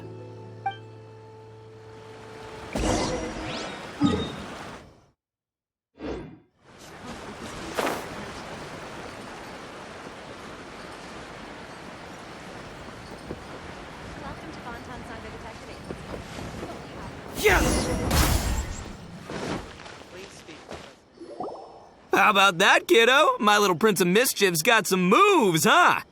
Guess that means your Onikabuto is now my Onikabuto. Yeah. Ito! What are you up to? Huh? Oh, Paimon, my compadre. This is a nice surprise. What brings you out this way? What? No, it's not. No, it's nothing like that. They let me look after their Onikabuto just for a little while for safekeeping, and then, once they've gotten stronger, they can come and take him right back. You win some, you lose some. That's right, my little guy. Good attitude. All right, see you around. Okay, yeah, bye. There's just no helping this guy. Oh, an anti-fraud event? I'll level with you, compadre. I have no idea what that is, but if you want me there, I can think of nowhere I'd rather be. Oh, except that there's this Onikabuto Battle Royale tomorrow night that I was planning on going to. Yeah, it's gonna be huge. No holds barred, winner takes home all the Onikabuto. And, as you can see, my Prince of Mischief has a pretty good chance of winning this thing, so, if it was any other day, you know?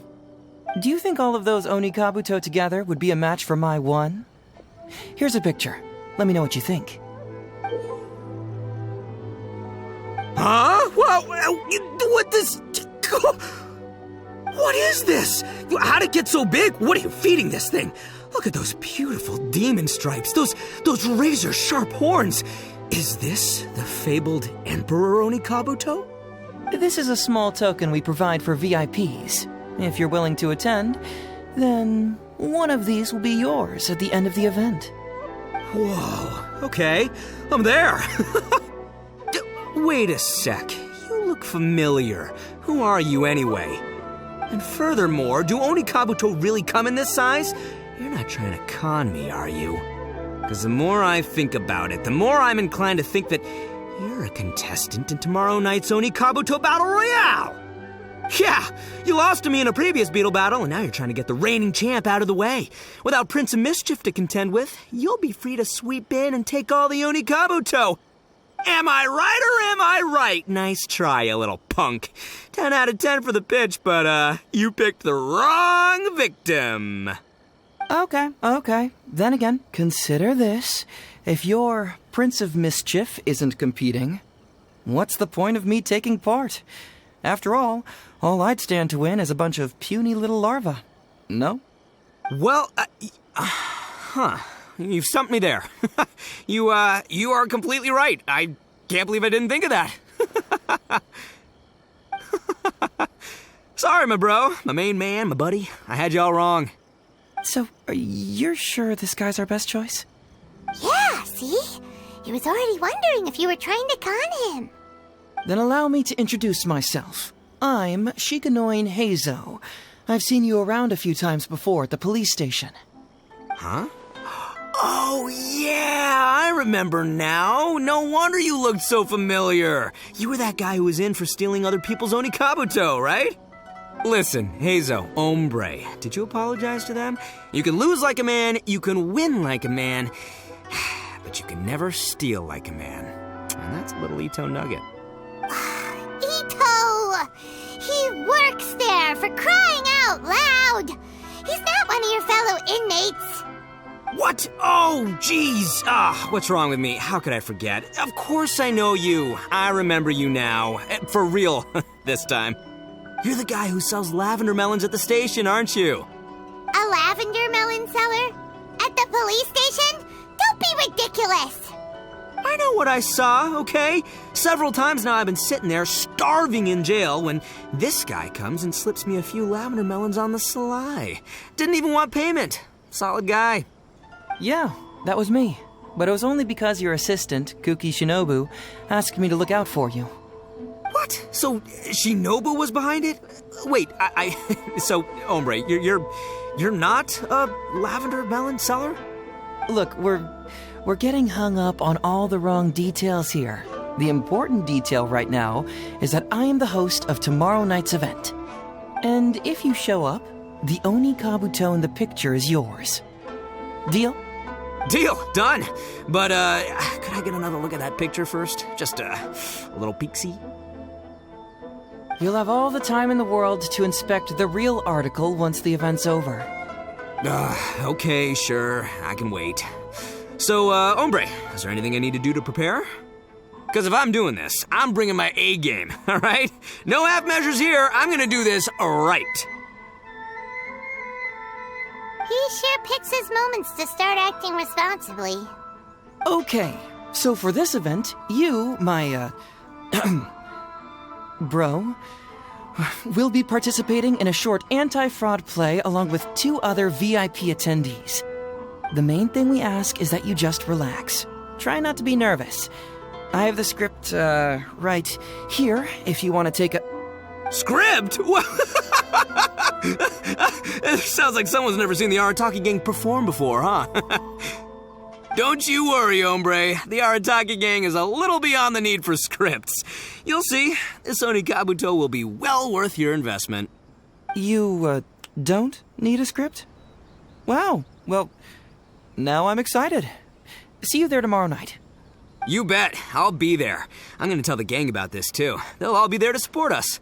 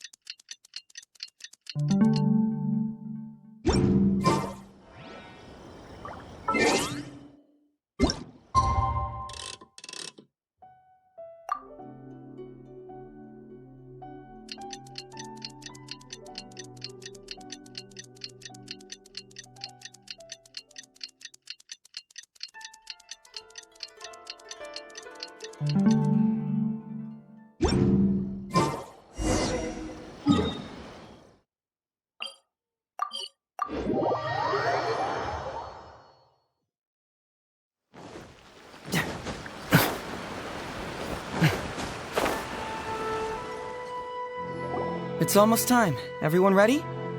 All right, then let's get this show started. Oh, I can't wait, Mr. Heizo. Let's get going, Heizo. Emperor Onikabuto, hang in there, Your Highness. I'm coming for you. It takes years to make a fortune, but only a moment to lose it all to a scam artist. Welcome to the first Heizo Talks Fraud. I am your eponymous host, Heizo.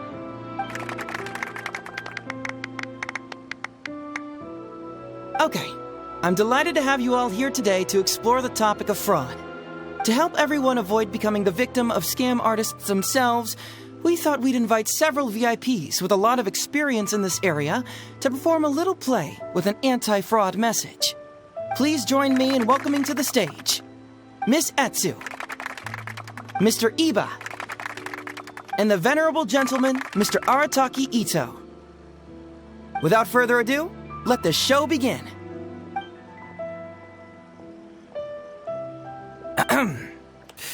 It was just another bright sunny day when a distressed Miss Etsu brought her elderly grandpa, Iba, into the police station to report a crime. There, they were greeted by a kindly Doshin, surname Arataki. Doshin Arataki, please help us! My poor grandpa has been defrauded! Doshin Arataki? You talking to me? Perhaps for want of familiarity with the script, a confused look creeps over Doshin Arataki's face, and he asks himself that age-old question. Who am I? Yes, you are Doshin Arataki! You're Doshin Arataki! Oh, so I'm in the play. Right, yeah. Okay, got it. I'm a Doshin, of course. Okay, I got this. Ma'am, can you tell who it was that defrauded your grandfather? Rest assured, the Tenryo Commission and I are here to bring them to justice. I don't know. It was too late when I found out. They took all of my grandpa's money, and all they left was this note. Doshin Arataki frowns as he realizes this is more complicated than he thought. He takes the note in his hand and reads it out loud. I am the Raiden Shogun. I am currently being held hostage by the Crux fleet and urgently need 200,000 mora to secure my release. Please place the ransom mora on the north coast of the deserted island. When all of this is over, I will promote you to General of the Tenryo Commission. It's the almighty Shogun. We cannot let Her Excellency come to harm.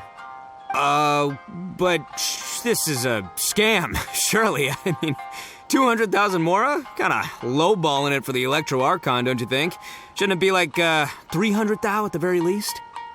Well, I sure thought so, but Grandpa's already parted with the money.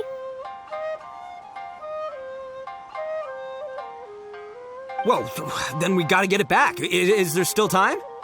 Before I could go out to look for it, Grandpa received another note. Doshin Arataki takes the note and reads it out loud. I am Miss Hina. I am currently raising funds to publish a photo book. I urgently need 300,000 mora for publishing fees. In return for your support, you will receive a limited edition signed photograph. It's Miss Hina. We can't leave poor Miss Hina in a tight spot. You're right, Gramps. Is 300,000 mora enough? I can spare some too if we need to make up the difference. Maybe I can get a photo of Miss Hina too. We gotta help Miss Hina out here. It's a scam, Doshin Arataki! Snap out of it! Oh, right, because if Miss Hina needed funds, she'd come to me first, as her #1 fan. Why would she go asking this old geezer for help? These con artists don't know who they're up against. Well, anyway, not long after Grandpa handed over the money, he received yet another note. Doshin Arataki grabs the note and reads it aloud. I am Arataki Ito. I was recently framed for a crime I totally did not commit, and now I'm stuck here in prison. I am in urgent need of 500,000 mora as bail. In return for your help getting me out, I will bring the whole gang over to thank you personally at your house. Must be a scammer, surely. I've never heard of this person, and they're asking me for 500,000 mora. Wait a minute. This is a scam. I'm Arataki Ito. You are? But your name tag says... Doshin Arataki follows Miss Etsu's gaze to the name tag emblazoned on his chest, which reads, Arataki Shmito. What kind of whack job script is this? Am I me or ain't I? So, the bail money?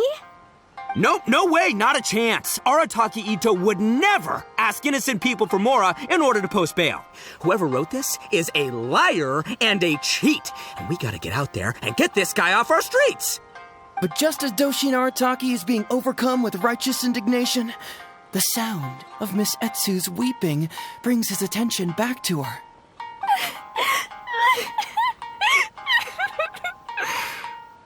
Miss Etsu, don't you worry. We're gonna catch the people who did this. Even if you do catch them, how are we ever going to get Grandpa's money back? Oh, whatever are we going to do about all those Onikabuto? Onikabuto? Wait, what was that about the, Onikabuto? Oh, well, Grandpa is a major Onikabuto breeder in our village. His are the biggest and strongest Onikabuto around. People come from far and wide to buy from him.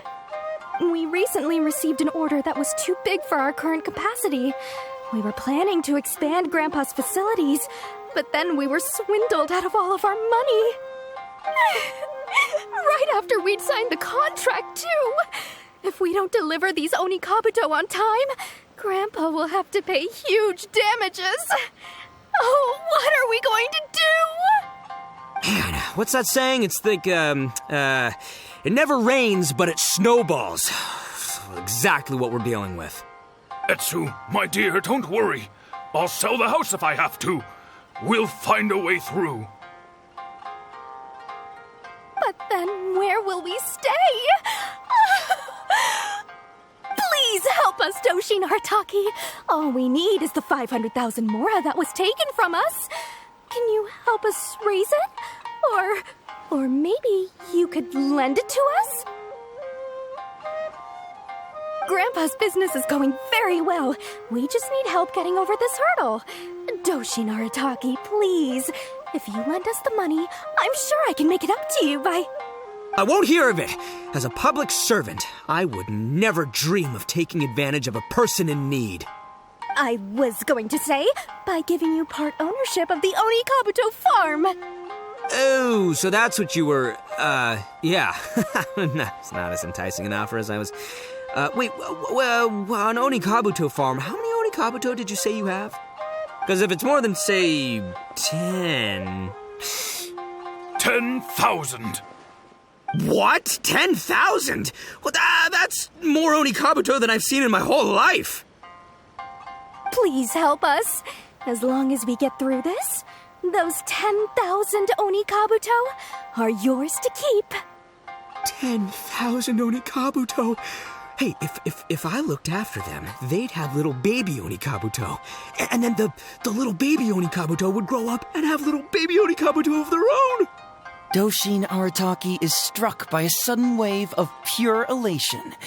His face breaks into a big, beaming smile. But what does he do next? Miss Etsu, don't you worry. I'm gonna help you out. But 10,000 is too many. I can only accept 1,000. Wait, no, what am I saying? 500 Onikabuto. As a Doshin of the Tenryou Commission, it is my duty to serve. How could I abuse my position to take advantage of you? That's great news, Master Arataki. What a wonderful person you are. So strong and handsome and committed to doing the right thing. It's rare to find these days. Yep, that's me. All right, there's just one final question that needs answering. What question is that? The question is... Where's my mora? Huh. Yo, Heizo, my hombre, question for you. What's my character's salary in the script? Oh, also, any inheritance or other lump sums I should know about? Basically, can I afford this 500,000 mora? I mean, Shmito, I can afford it. Can Shmito? Ahem. Faced with a damsel in distress, Doshin Arataki fights to remain level-headed and asks that other age-old question.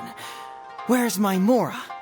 Suddenly, he feels a strange compulsion to slide his hand into his pocket where, it turns out, a bank check has been quietly nestled all along. He draws the check out and inspects it. Today is payday, and this is his salary. The amount? 500,000 mora. Whoa, check it out! A check for 500,000 mora! Where'd you come from, buddy? Misatsu, get this. Turns out I just got paid 500,000 mora today. Well, here's your mora. Thank you so much. Master Arataki, what's wrong? Doshin Arataki stretches out his hand. But wait!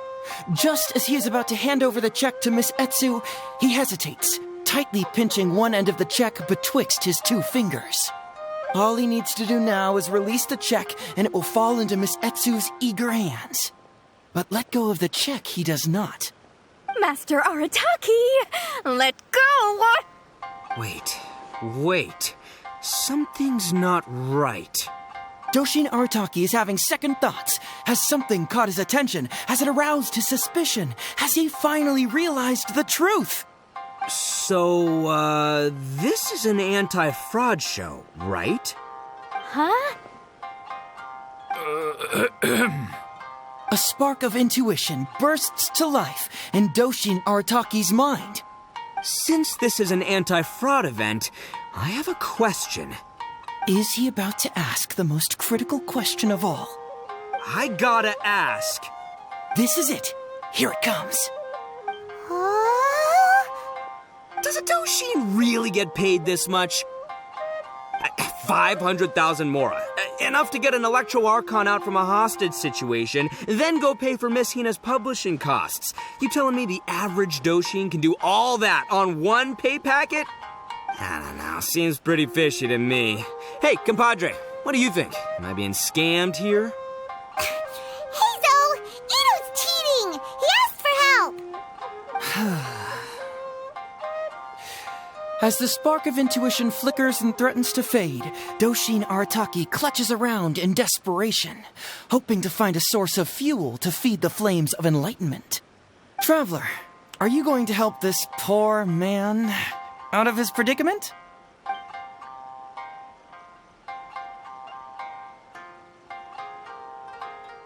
Aha! Etsu and Iba! So that's what's going on here. You two are the scam artists. You put on this damsel in distress and elderly grandpa act to win my sympathy, then used a few cheap tricks to get my attention. Then you dangled the bait in front of me, waiting for me to bite. Darn it! I knew it! Who in their right mind would give away Onikabuto for free, let alone 10,000 of them? It's too good to be true, and that's how I know you're the scam artists. You got a lot of nerve trying to scam a Doshin. You're coming with me, and you'll give a full confession if you know what's good for you. Finally, with the help of his intuition and a little guidance from beyond the void, Doshin Arataki successfully avoided being defrauded. Not only that, but he asked a critical question. Who in their right mind would give away Onikabuto for free? I ask you all, is there such a thing as free Onikabuto? Free mora? Or does nothing in life come for free? All right, remember, it takes years to make a fortune, but only a moment to lose it all to a scam artist. Thank you once again for watching Heizo Talks Fraud. Stay alert, everybody, and see you again next time.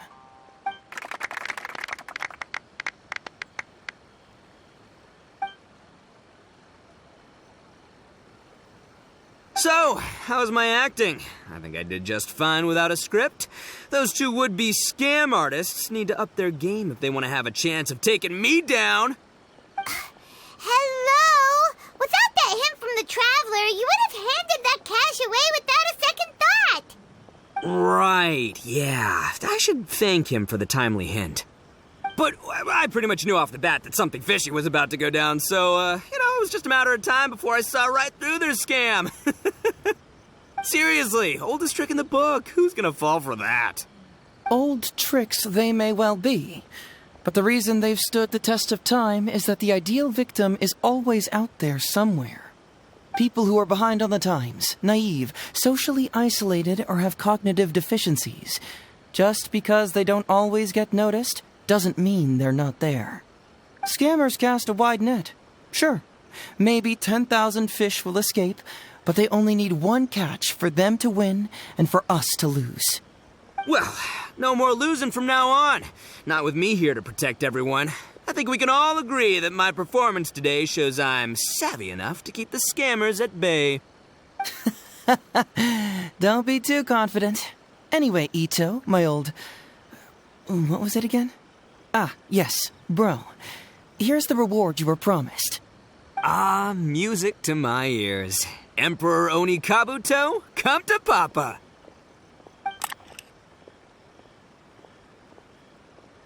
Oh, look at those sharp horns and those beautiful stripes.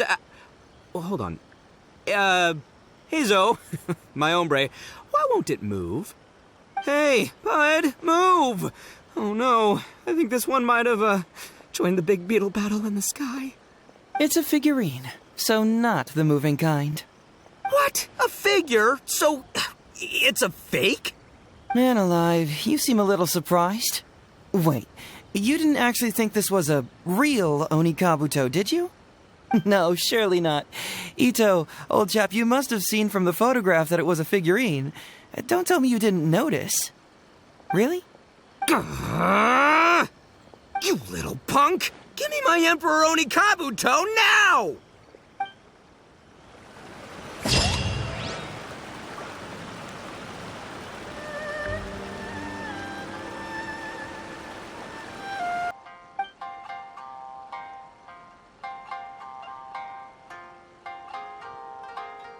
Follow my heart.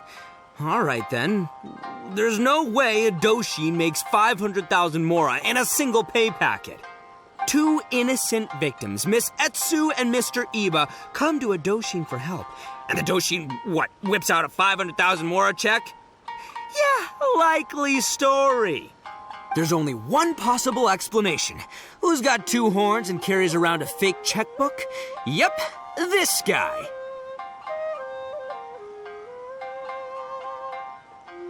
With this fake check for 500,000 mora, I almost swindled Etsu and Iba out of 10,000 Onikabuto, the last thing these poor folks needed after the recent string of catastrophes they've faced.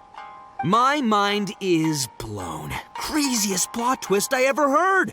The criminal was the main character all along.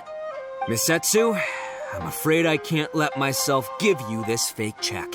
But I will do everything in my power to raise 500,000 genuine mora for you. So don't you worry. What the...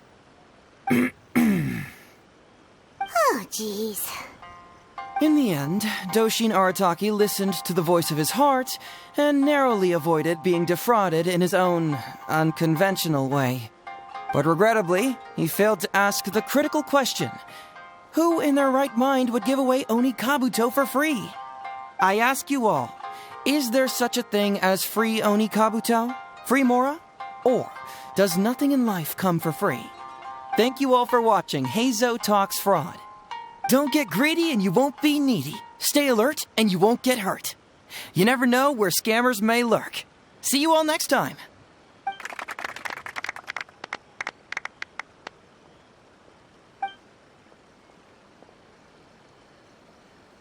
Wait, my man, what did you mean when you said I avoided being defrauded? I thought I was the fraudmeister here. Maybe someone should have read the script. Miss Etsu and Master Iba were the scam artists. Duh! You were the one they were trying to scam. What? Huh? I was being conned? Darn, I can't believe they got me. Well, you still managed to protect your money. In the end, they didn't succeed. Yeah, but that was a happy coincidence. They scammed me, and I fell for it. Guessing it wasn't your first time either, huh? It was such a cheap trick, too. Oh, this is killing me. The trick is a common one for a reason, but don't underestimate it. That's how you end up being a victim. But how am I gonna protect my gang if even I get fooled by such cheap tricks? Don't blame yourself, old chap. In fact, you know what? I was also conned today. Yeah, me, of all people. Does that make you feel better? You too, hombre? No way! No, that's impossible. You're just trying to cheer me up. Oh, no, it's the truth. Please, just take a look at the present I got for you. Wait, why can't it move? That's just it. I'm sorry to say, it's just a figurine.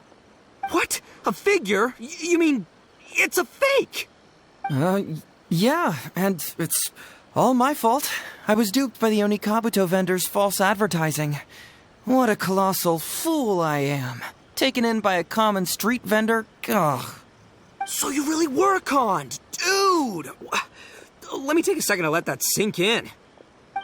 Gotta say, although I didn't get my Emperor Onikabuto, somehow, knowing that even Heizo got conned kinda puts me back in a good mood. It's, strange. Maybe I'm sharper than I'm giving myself credit for. Great minds think alike, so, me and my hombre here, kinda equally matched. Hey, by the way, compadre, looks like you're the only one out of the three of us who didn't get conned today. But you better watch out. We got fooled not because we were stupid, but because those scam artists are some crafty dastards. I want you to have this figurine as a reminder of the fact that today, Heizo and I both got conned, but we both grew a little wiser too. I hope that whenever you see it, you'll remember how cunning those con artists were, and how difficult it was for Heizo and I to see through their schemes. Then, you'll always keep your wits about you, and you'll never become a victim yourself. Yep, that's right. No one will ever manage to con you.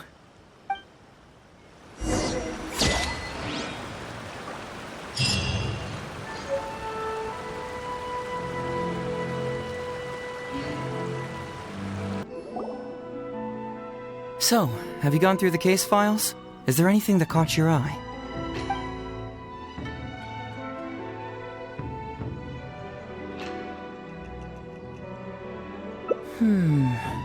I'm afraid this won't be an easy task.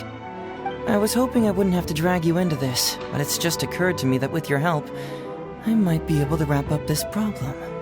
Alright then, tell us about the complaint letter.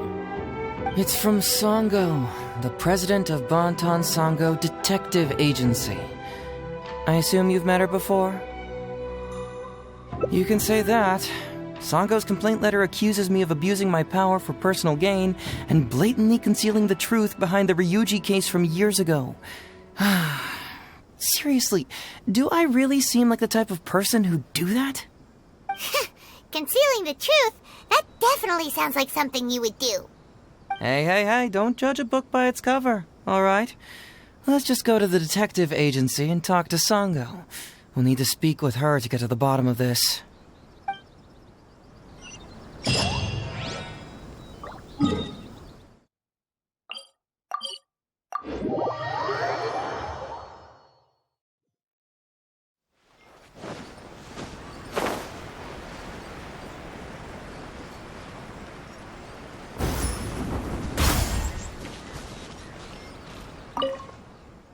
Welcome back, Mr. Heizo. I'm glad you're all right. How about some tonkatsu? You must have missed the taste of home after so long. Maybe next time, Ryuji. Seems like somebody's been expecting me. And I'm afraid they're only going to be disappointed once again.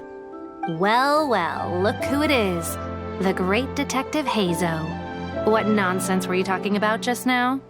I've been worried about you, you know. So much so that I took the trouble to write that heartfelt letter to the Tenryo Commission. Well, was it sufficiently flattering for you? Uh-oh, they're at it again. Let's not waste the traveler's time, Sango.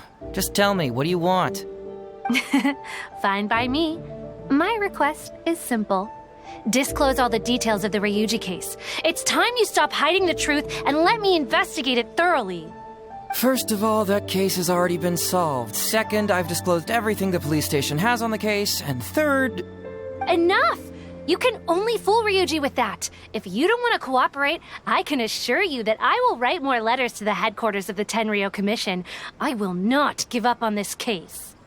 Wait! Hold on!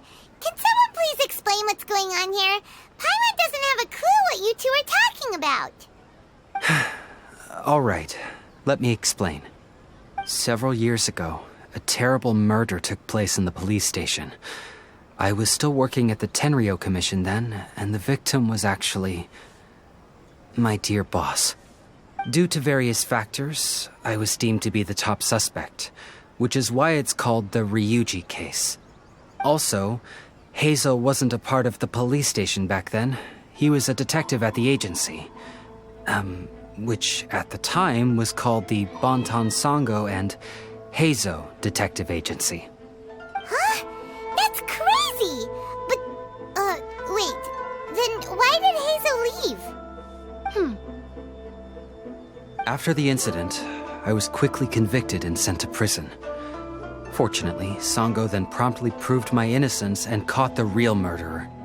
But that murderer was actually just a dummy to throw us off. Am I right, Detective Shikanoin? Sango thought that everything went smoothly, so much so that she suspected the real murderer was someone else. Of course, Detective Heizo was also helping with the investigation, but after a long time, he still came up empty-handed. Later on, he decided to join the police station to continue his investigation on the inside, which is why he left the detective agency. Ha! That's what I thought too. I was foolish enough to believe that Detective Shikanoin and I shared a common goal. But I was wrong about him. He has no sense of loyalty at all. He just wanted to become an official as a means of gaining fame and fortune. Come on, stop exaggerating. Let me set the record straight here. First, I joined the police station long after that murder case happened, and it had nothing to do with any inside investigation. That's just somebody's wishful thinking. Second, purely out of curiosity, I did investigate the case later from within the police station. My conclusion was that the suspect Sango had caught was in fact the real murderer. And lastly, when Sango didn't buy my conclusion and asked me to disclose all related case files from the police station, I did exactly as she asked. I didn't hide anything. He's lying right through his teeth. That's it. I want this to end once and for all. Since the Traveler's my supervisor today, they have complete access to all the police station's files.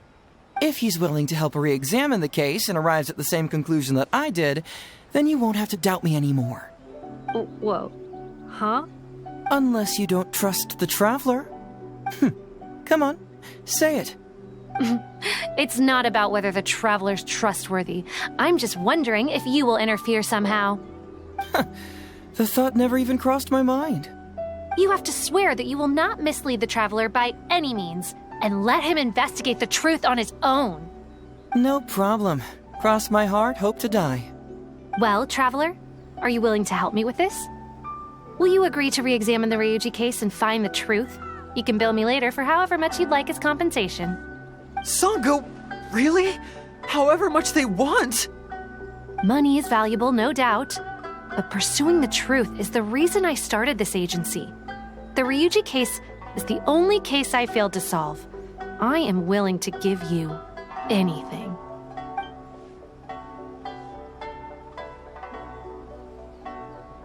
All right, I'm counting on you, Traveler. You hear that, Detective Shikanoin? Ha! Now we just need to wait and see. All right, I got it. No need to keep yammering like that. You'll scare the kids next door. Come on, let's go back to the police station.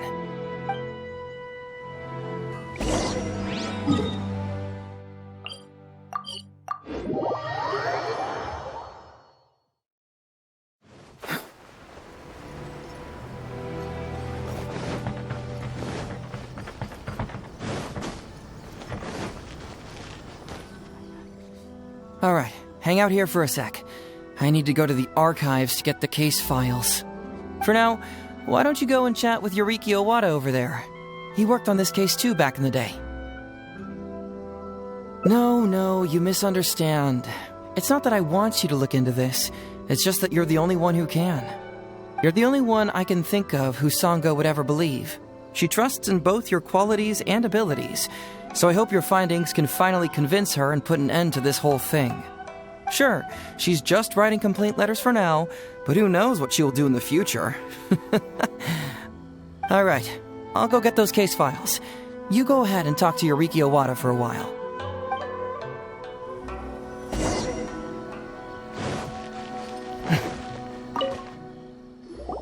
Oh, hello there.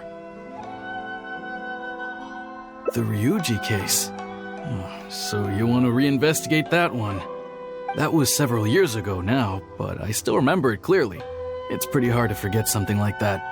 Especially when the victim was the head of this police station. His name was Takatsukasa Isamu, the younger brother of Takatsukasa Susumu, head of the Takatsukasa clan. He was really one of a kind. Decisive, brave, and smart. He was much younger than me, and already had quite a reputation.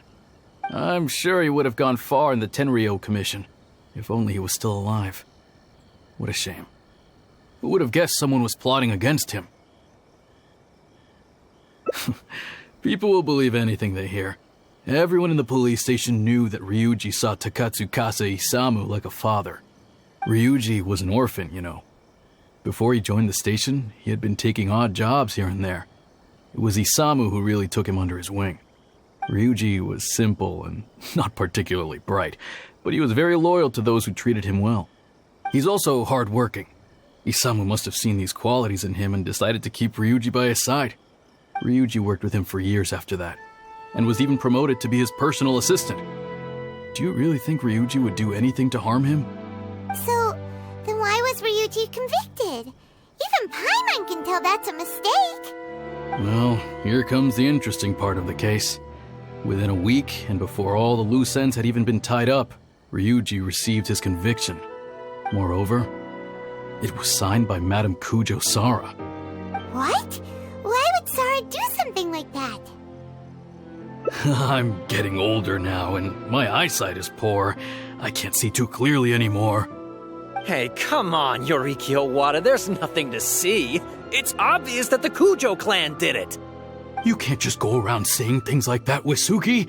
Those were just hearsay. There was no evidence. That's not true. Traveler, you may be unaware that the Takatsukasa clan has always been assisting the Kujo clan in the Tenryou Commission. But who doesn't want to be the boss, right?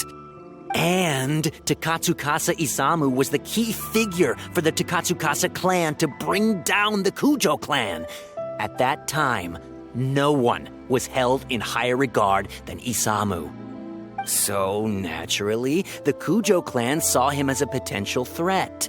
Kujo Takayuki must have been planning it all along, that rascal. Takayuki is able to control the Takatsukasa clan as long as he's in power. But by the time he retires, Isamu would have been at the apex of his political power, while Masahito and Kamaji of the Kujo clan would still have been too young. The two of them wouldn't stand a chance against Isamu. You think Kujo Takayuki would simply sit back while Isamu gained traction? So he decided to strike first. You youngsters and your conspiracy theories. No, it's true. It's the only way to explain it. Otherwise, why would an impartial person like Madame Kujo Sara sign Ryuji's conviction so quickly? They had to find a scapegoat to pacify the Takatsukasa clan, so Kujo Takayuki must have told her to sign it immediately.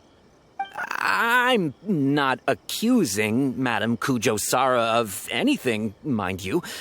I respect her very much. But maybe she had no other choice. What do you know? I'm sure Madame Kujo Sara must have had her own reasons. The guy was a forensic expert who worked in the station named Shiroyama. I have to admit, he wasn't easy to track down. That Sango really is something, though. She caught him without even breaking a sweat.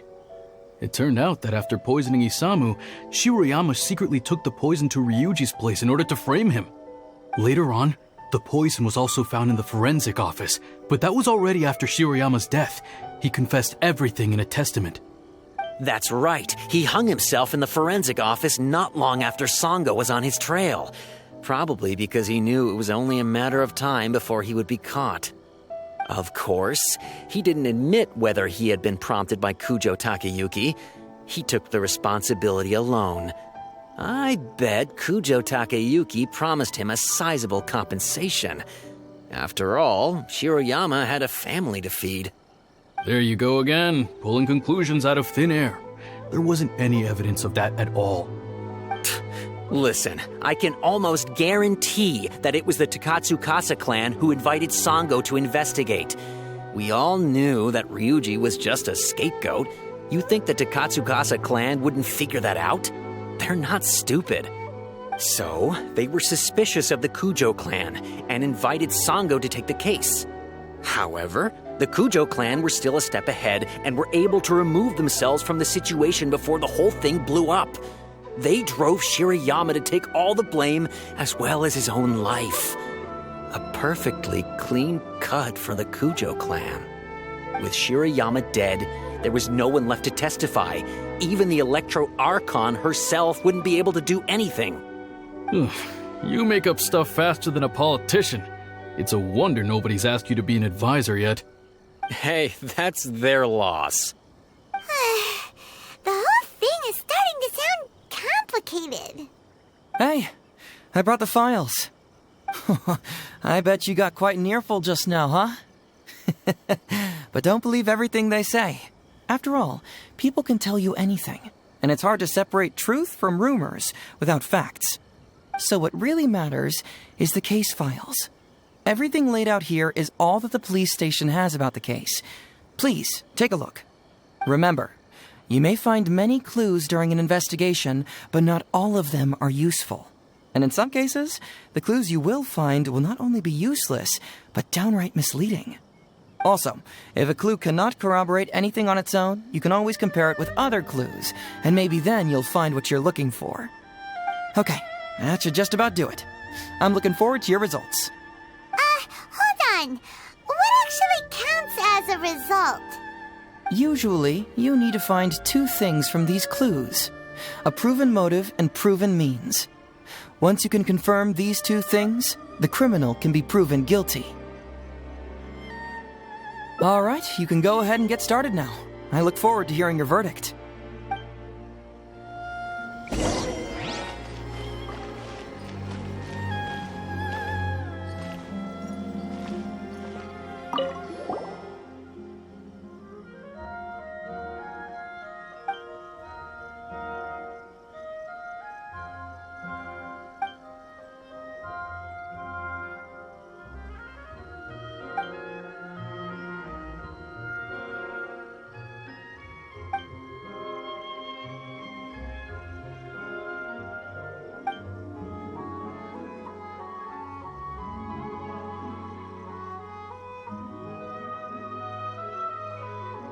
Yikes!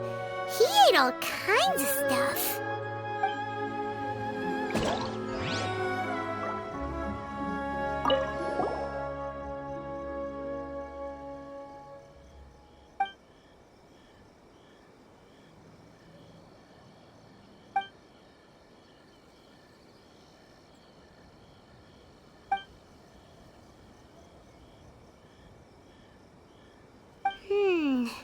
Come to think of it, Shiroyama was a forensic doctor.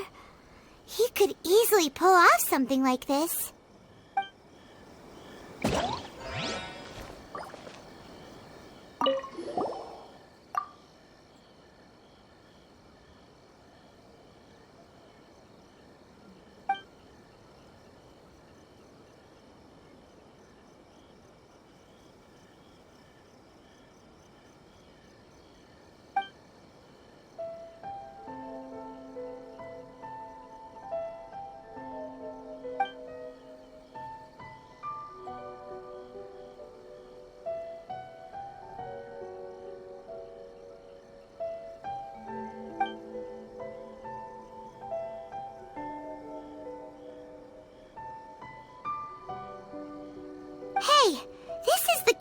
proving that Shiroyama was the murderer, right? That is, if he was telling the truth, of course.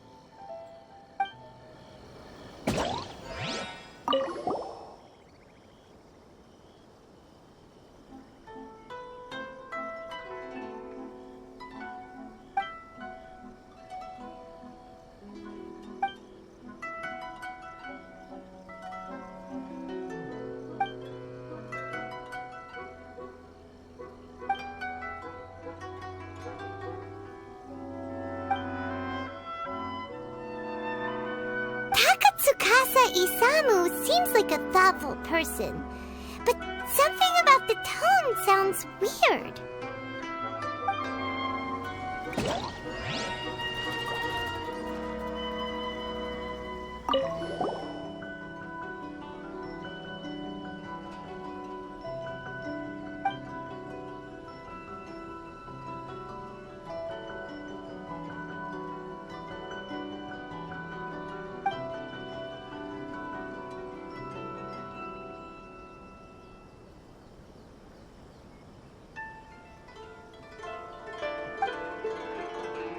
Wow, Ryuji's conviction really was signed by Kujo-Sara.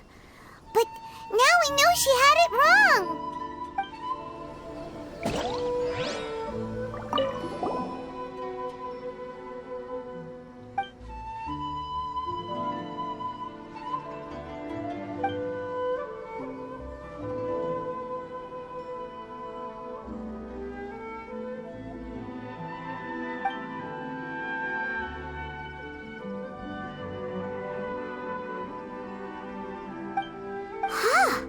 So Shiroyama's conviction was also signed by Kujo-Sara, just like Ryuji's.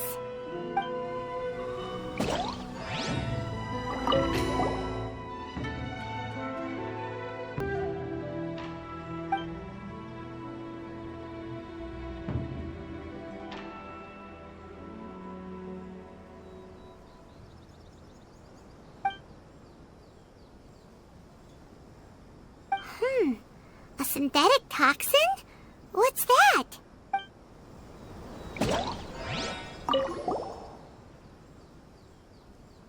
Huh? That's weird. There's nothing here. This must be some of the false information that Heizo told us to look out for.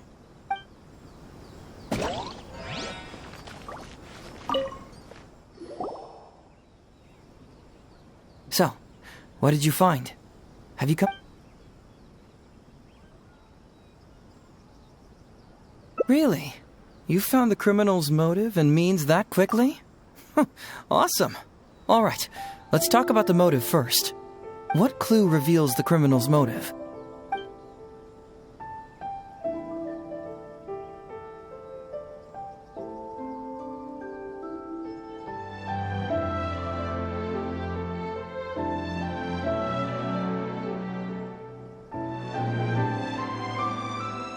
Although Shiroyama's testament contains the confession of his motive, Ryuji's testimony cannot prove it. Perhaps you should give it some more thought.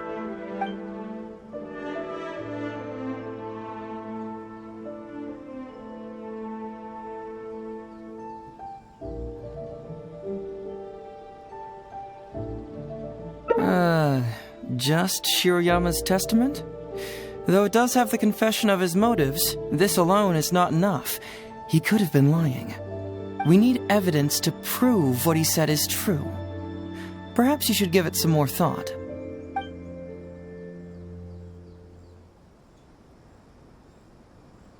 Although the conviction states that Shiroyama grew to resent Takatsukasa Isamu due to work conflicts, it's not detailed enough for us to understand the motive.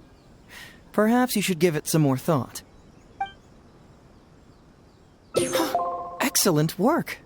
According to the victim's message, the two had deep conflicts.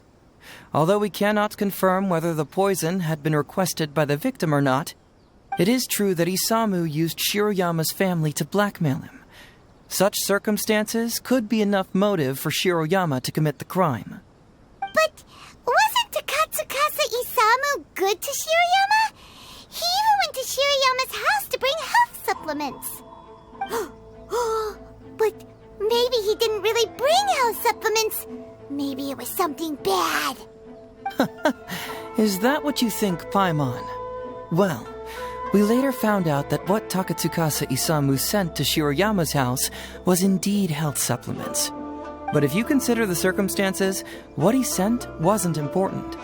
What was important is that sending the supplements was actually a dangerous signal.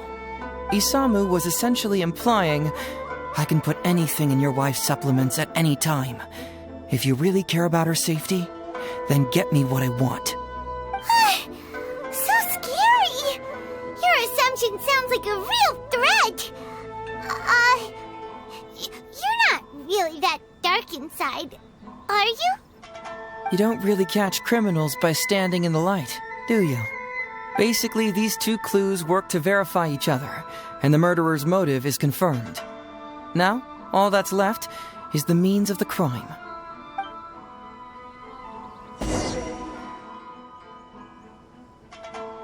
Next, which clue confirms the criminal's means? So, what did you find? Have you come to a conclusion?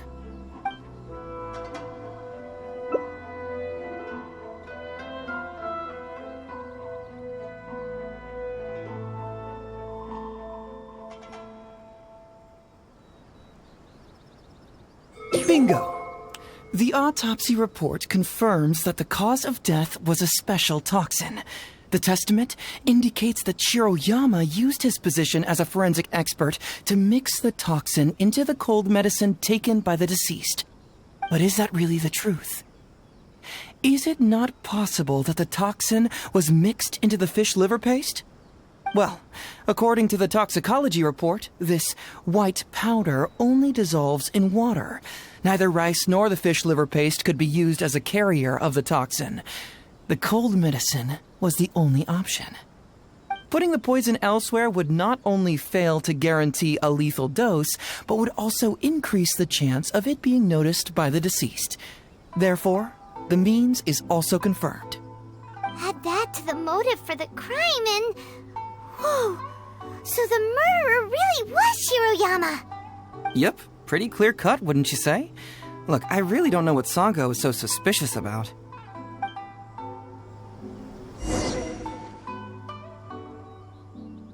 Yeah, it's pretty clear cut. Huh. You could say it's almost too clear cut. Oh? Well, let's hear them. Maybe I have answers. What's bugging you?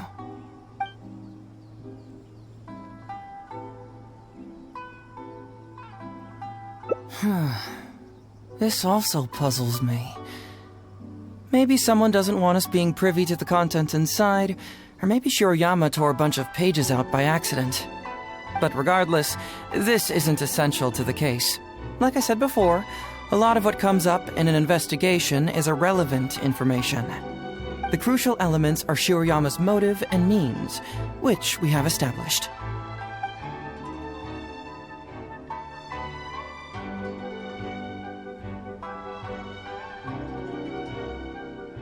Maybe the report was wrong. The International Trade Association is a gathering place for merchants from all over. Countless merchants pass through the port of Rito every day. It's natural for there to be a couple of missing records here or there.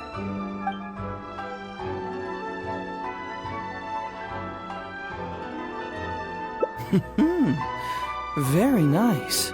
Top marks for attention to detail. It doesn't have any real bearing on the case, but let me explain how that works for you. So, why would Madame Kujo-Sara sign one conviction sentencing Ryuji to temporary incarceration awaiting trial, and another conviction sentencing Shiroyama to death?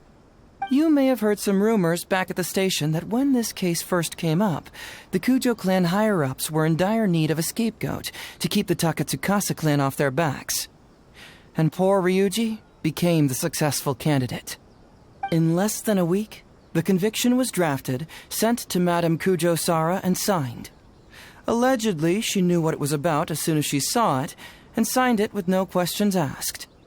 But anyone who buys this story clearly doesn't know that much about Madame Kujo-Sara. She's the most principled person in the entire Tenryo Commission, for goodness sake. So, How would she respond to a case filled with unanswered questions and no confession from the suspect? Oh, you mean... Exactly. Before she signed it, she changed Ryuji's conviction from the death sentence to temporary incarceration. Ryuji escaped a disastrous fate without ever realizing it. Had Madame Kujo-Sara not changed his sentence, Sanga would have been seeking justice for a dead man. Why was Sara so lenient with Ryuji? That's the wrong question. This wasn't about Ryuji, but Madame Kujo-Sara's principles.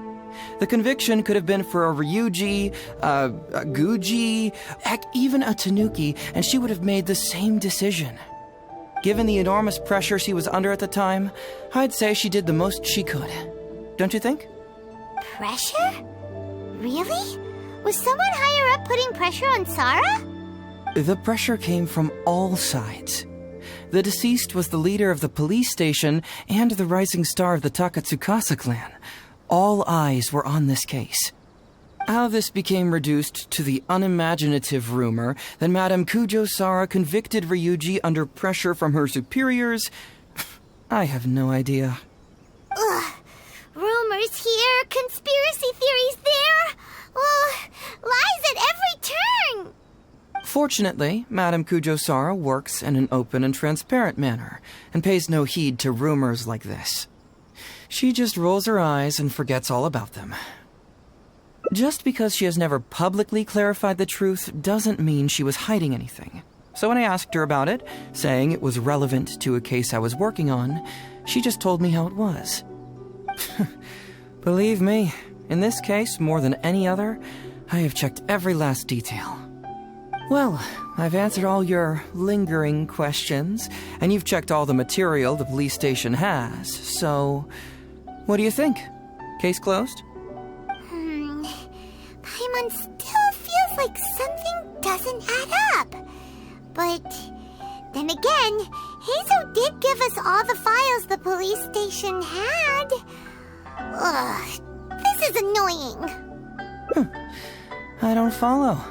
Enlighten me.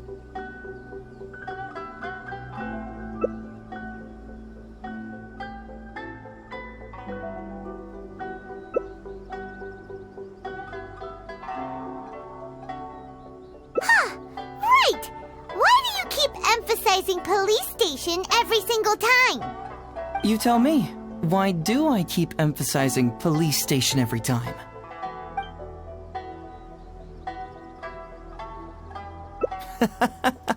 So we're finally here, huh? I was starting to think our investigation was about to end a little early. That would have been a real shame. Man alive, you finally saw through my little game. You're absolutely right. There is other information that the police station doesn't have. Reason being? It's my own evidence. And this evidence should help answer a couple of your questions more clearly. Why was the research log from the Office of Forensic Science blank? And where did the white powder come from? Aha! Paimon knew you were keeping secrets! Don't you have secrets too? No. Nope. Definitely not. Let's talk somewhere else. This isn't the best place for this discussion.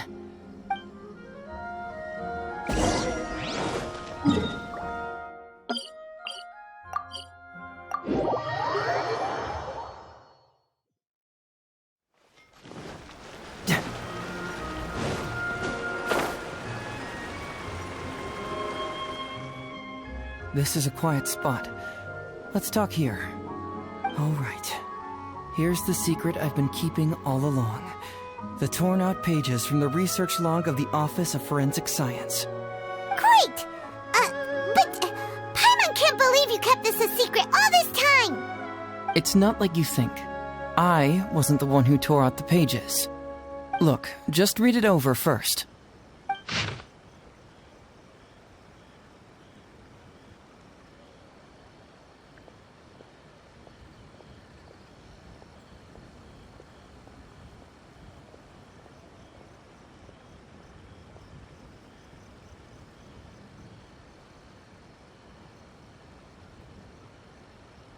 Finished?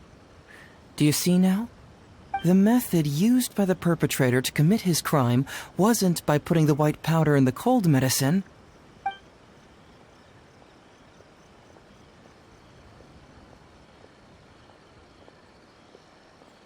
That's correct. The white powder was Shiroyama's invention. As a forensic doctor, he provided a special cold medicine for Takatsukasa Isamu. The autopsy report showed that this medicine contained a high volume of acidic fruit and vegetable extracts. Then, he tricked Ryuji into sending fish liver paste to Takatsukasa Isamu. When the two substances were taken together, a toxic dose of the substance formed in his body. This is the real modus operandi. Oh, that's awful! One was medicine, and the other was an expensive nutritional supplement. Both completely harmless. True, both are harmless on their own, but when combined, poof, that's it. It was not him who wanted to hide it, but the person pulling the strings behind him. Huh. You mean there was someone else pulling the strings? Aren't you curious where I found these pages from the research log? It was in Kujo Takayuki's secret warehouse. After I found the missing pages, I did some digging around and found out that Shiroyama had worked for Kujo Takayuki before joining the police station. The Kujo clan secretly provided Shiroyama with funds to study forensic science. I guess you could say that Kujo Takayuki's investment paid dividends in this case. Of course, I had only learned all of this after the Vision Hunt decree came to an end. Kujo Takayuki had lost his grip on power, and the Tenryou Commission was undergoing a general reshuffle. To avoid coming under suspicion, Madame Kujo Sara put me in charge of building a case against Kujo Takayuki. I found a huge stash of fish liver paste in his secret warehouse. Nothing hugely incriminating about that, of course, but I still took the trouble to open each and every package until finally, I had to concede that this really was just a huge stash of fish liver paste. But then, underneath the floor tiles where the fish liver paste was stacked, I found a secret compartment with this torn-off research report lying inside.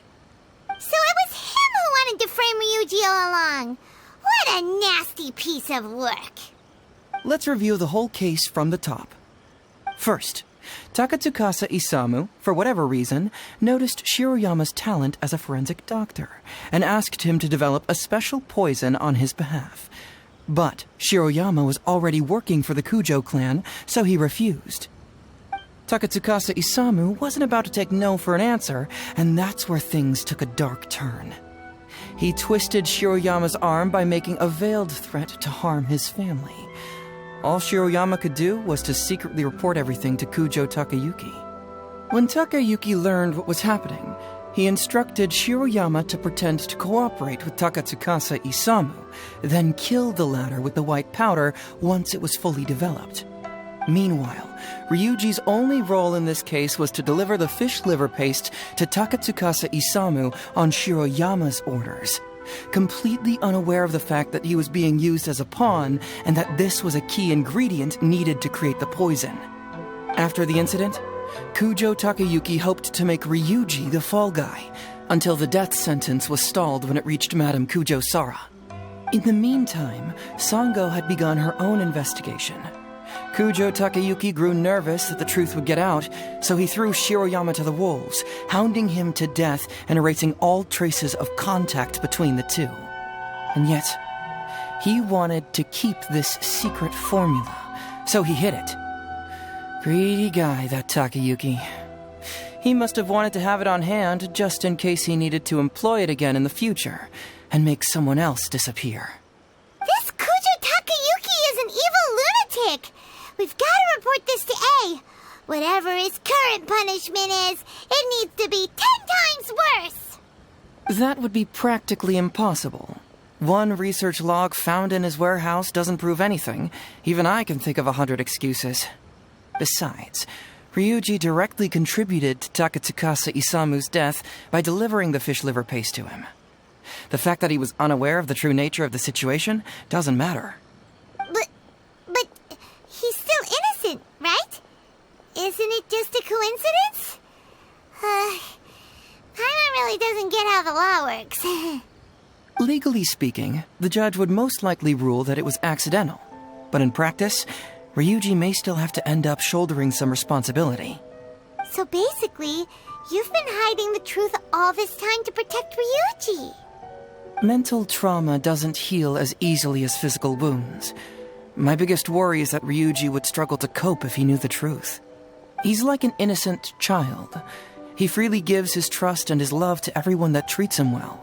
That's why he thought of Takatsukasa Isamu as a father figure. I'm pretty sure that to this day, he has never paused to wonder whether Takatsukasa Isamu was actually a good person, or if Sango just hired him as a gopher, or why I left the detective agency. If he found out the facts about Takatsukasa Isamu, I'm afraid it would crush him.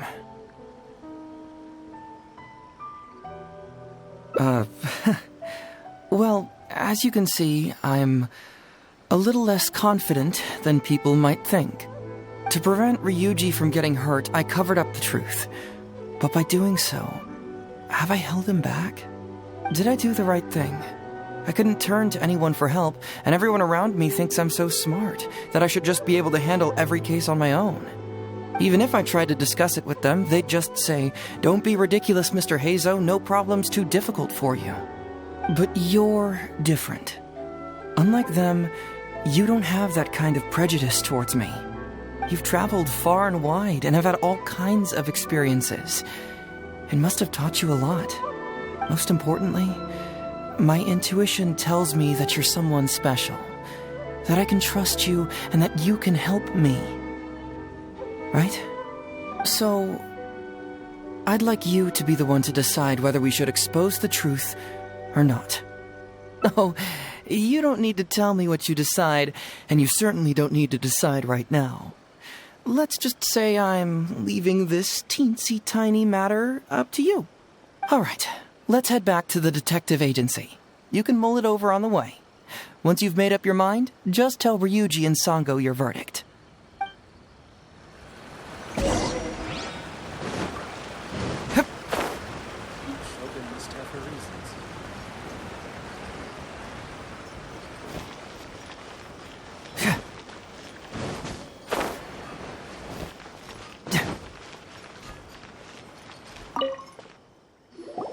Hey, Traveler. Hey, Detective Heizo. You're back already, huh? I bet you're tired. Well, I just bought some tonkatsu. Care to join me? There's plenty for everyone. We'd love to. But wouldn't you like to hear the results of our investigation first? No matter what you were able to find, it's all in the past and won't ever change. So I think we'd better chow down first. Besides, if Sango's not happy with the results, we might not have anything to eat later. Come on, Ryuji, pipe down. Let's hear the Traveler's conclusion first.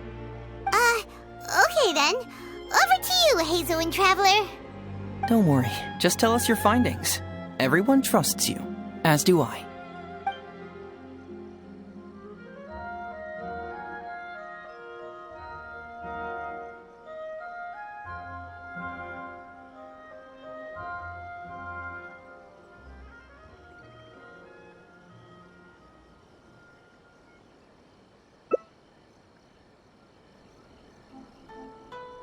But how? How could this be? Huh. So, that's what really happened? Ryuji, I know it's hard to accept, but... Wait a minute. Sorry, I have quite the stomachache. Sango, can I take the day off? Sure, of course. Take the week if you need it.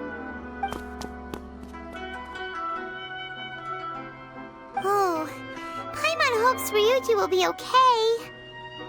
I didn't expect things to turn out like this. Just give him some time to himself. I think he'll eventually come to accept it. I'm still a little worried, though. What if he doesn't come to work tomorrow? Then we'll go to him. Don't you worry about that, Sango. You need some time to process all of this, too.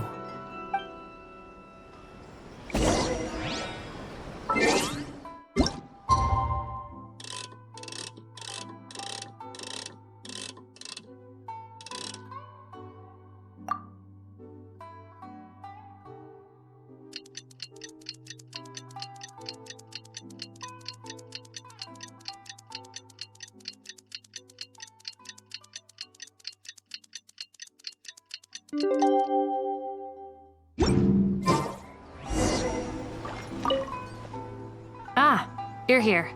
Don't worry. Ryuji came earlier this morning. I guess he can handle a lot more than I had thought. I was honestly worried he'd suffer a breakdown. But as of today, it seems he'll be fine. He went over to Natsuke Nogen Crafts to buy something. Let's go find him then. Shall we?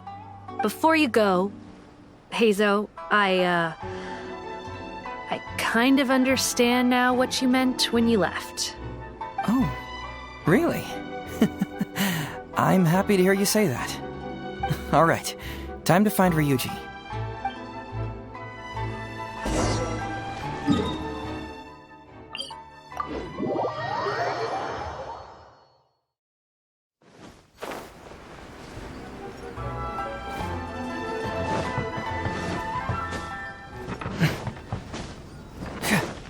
Look!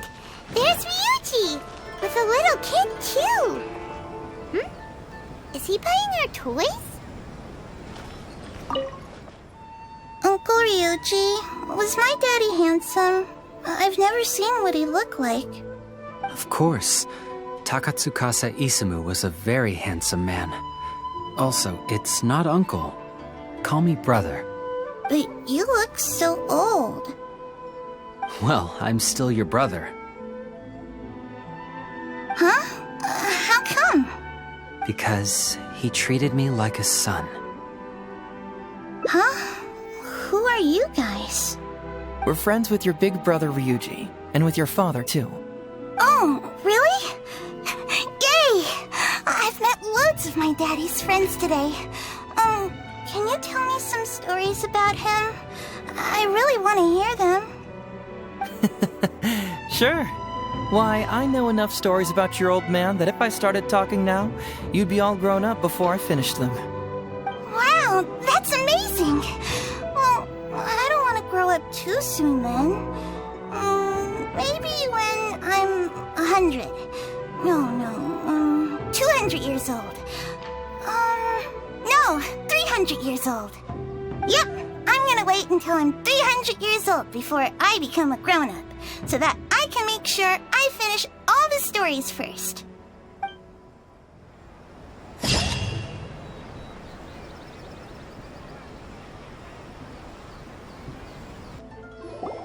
Hey, Traveler! Hey, Detective Heizo! You're back already, huh? I bet you're tired. Well, I just bought some tonkatsu. Care to join me? There's plenty for everyone. We'd love to! But wouldn't you like to hear the results of our investigation first?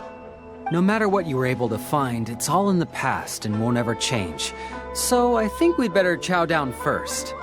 Besides, if Sango's not happy with the results, we might not have anything to eat later. Come on, Ryuji, pipe down. Let's hear the Traveler's conclusion first. Okay then. Over to you, Heizo and Traveler. Don't worry, just tell us your findings. Everyone trusts you, as do I. Well, what do you know? I suspected that was the case. Please rest in peace, Master Takatsukasa. No, impossible! Traveler, are you sure you checked every last file, carefully? Ugh! No, you little... Shikanoin Heizo! You didn't pull any shenanigans on the Traveler, did you? Sango, no accusations without evidence, remember? The truth is out and the case is closed, Sango. Please don't send any more of your harassment letters to the Tenryo Commission. Well, I really owe it to you, Traveler. I'll be sure to properly thank you later. Until then, see ya. Hey! You're not going anywhere!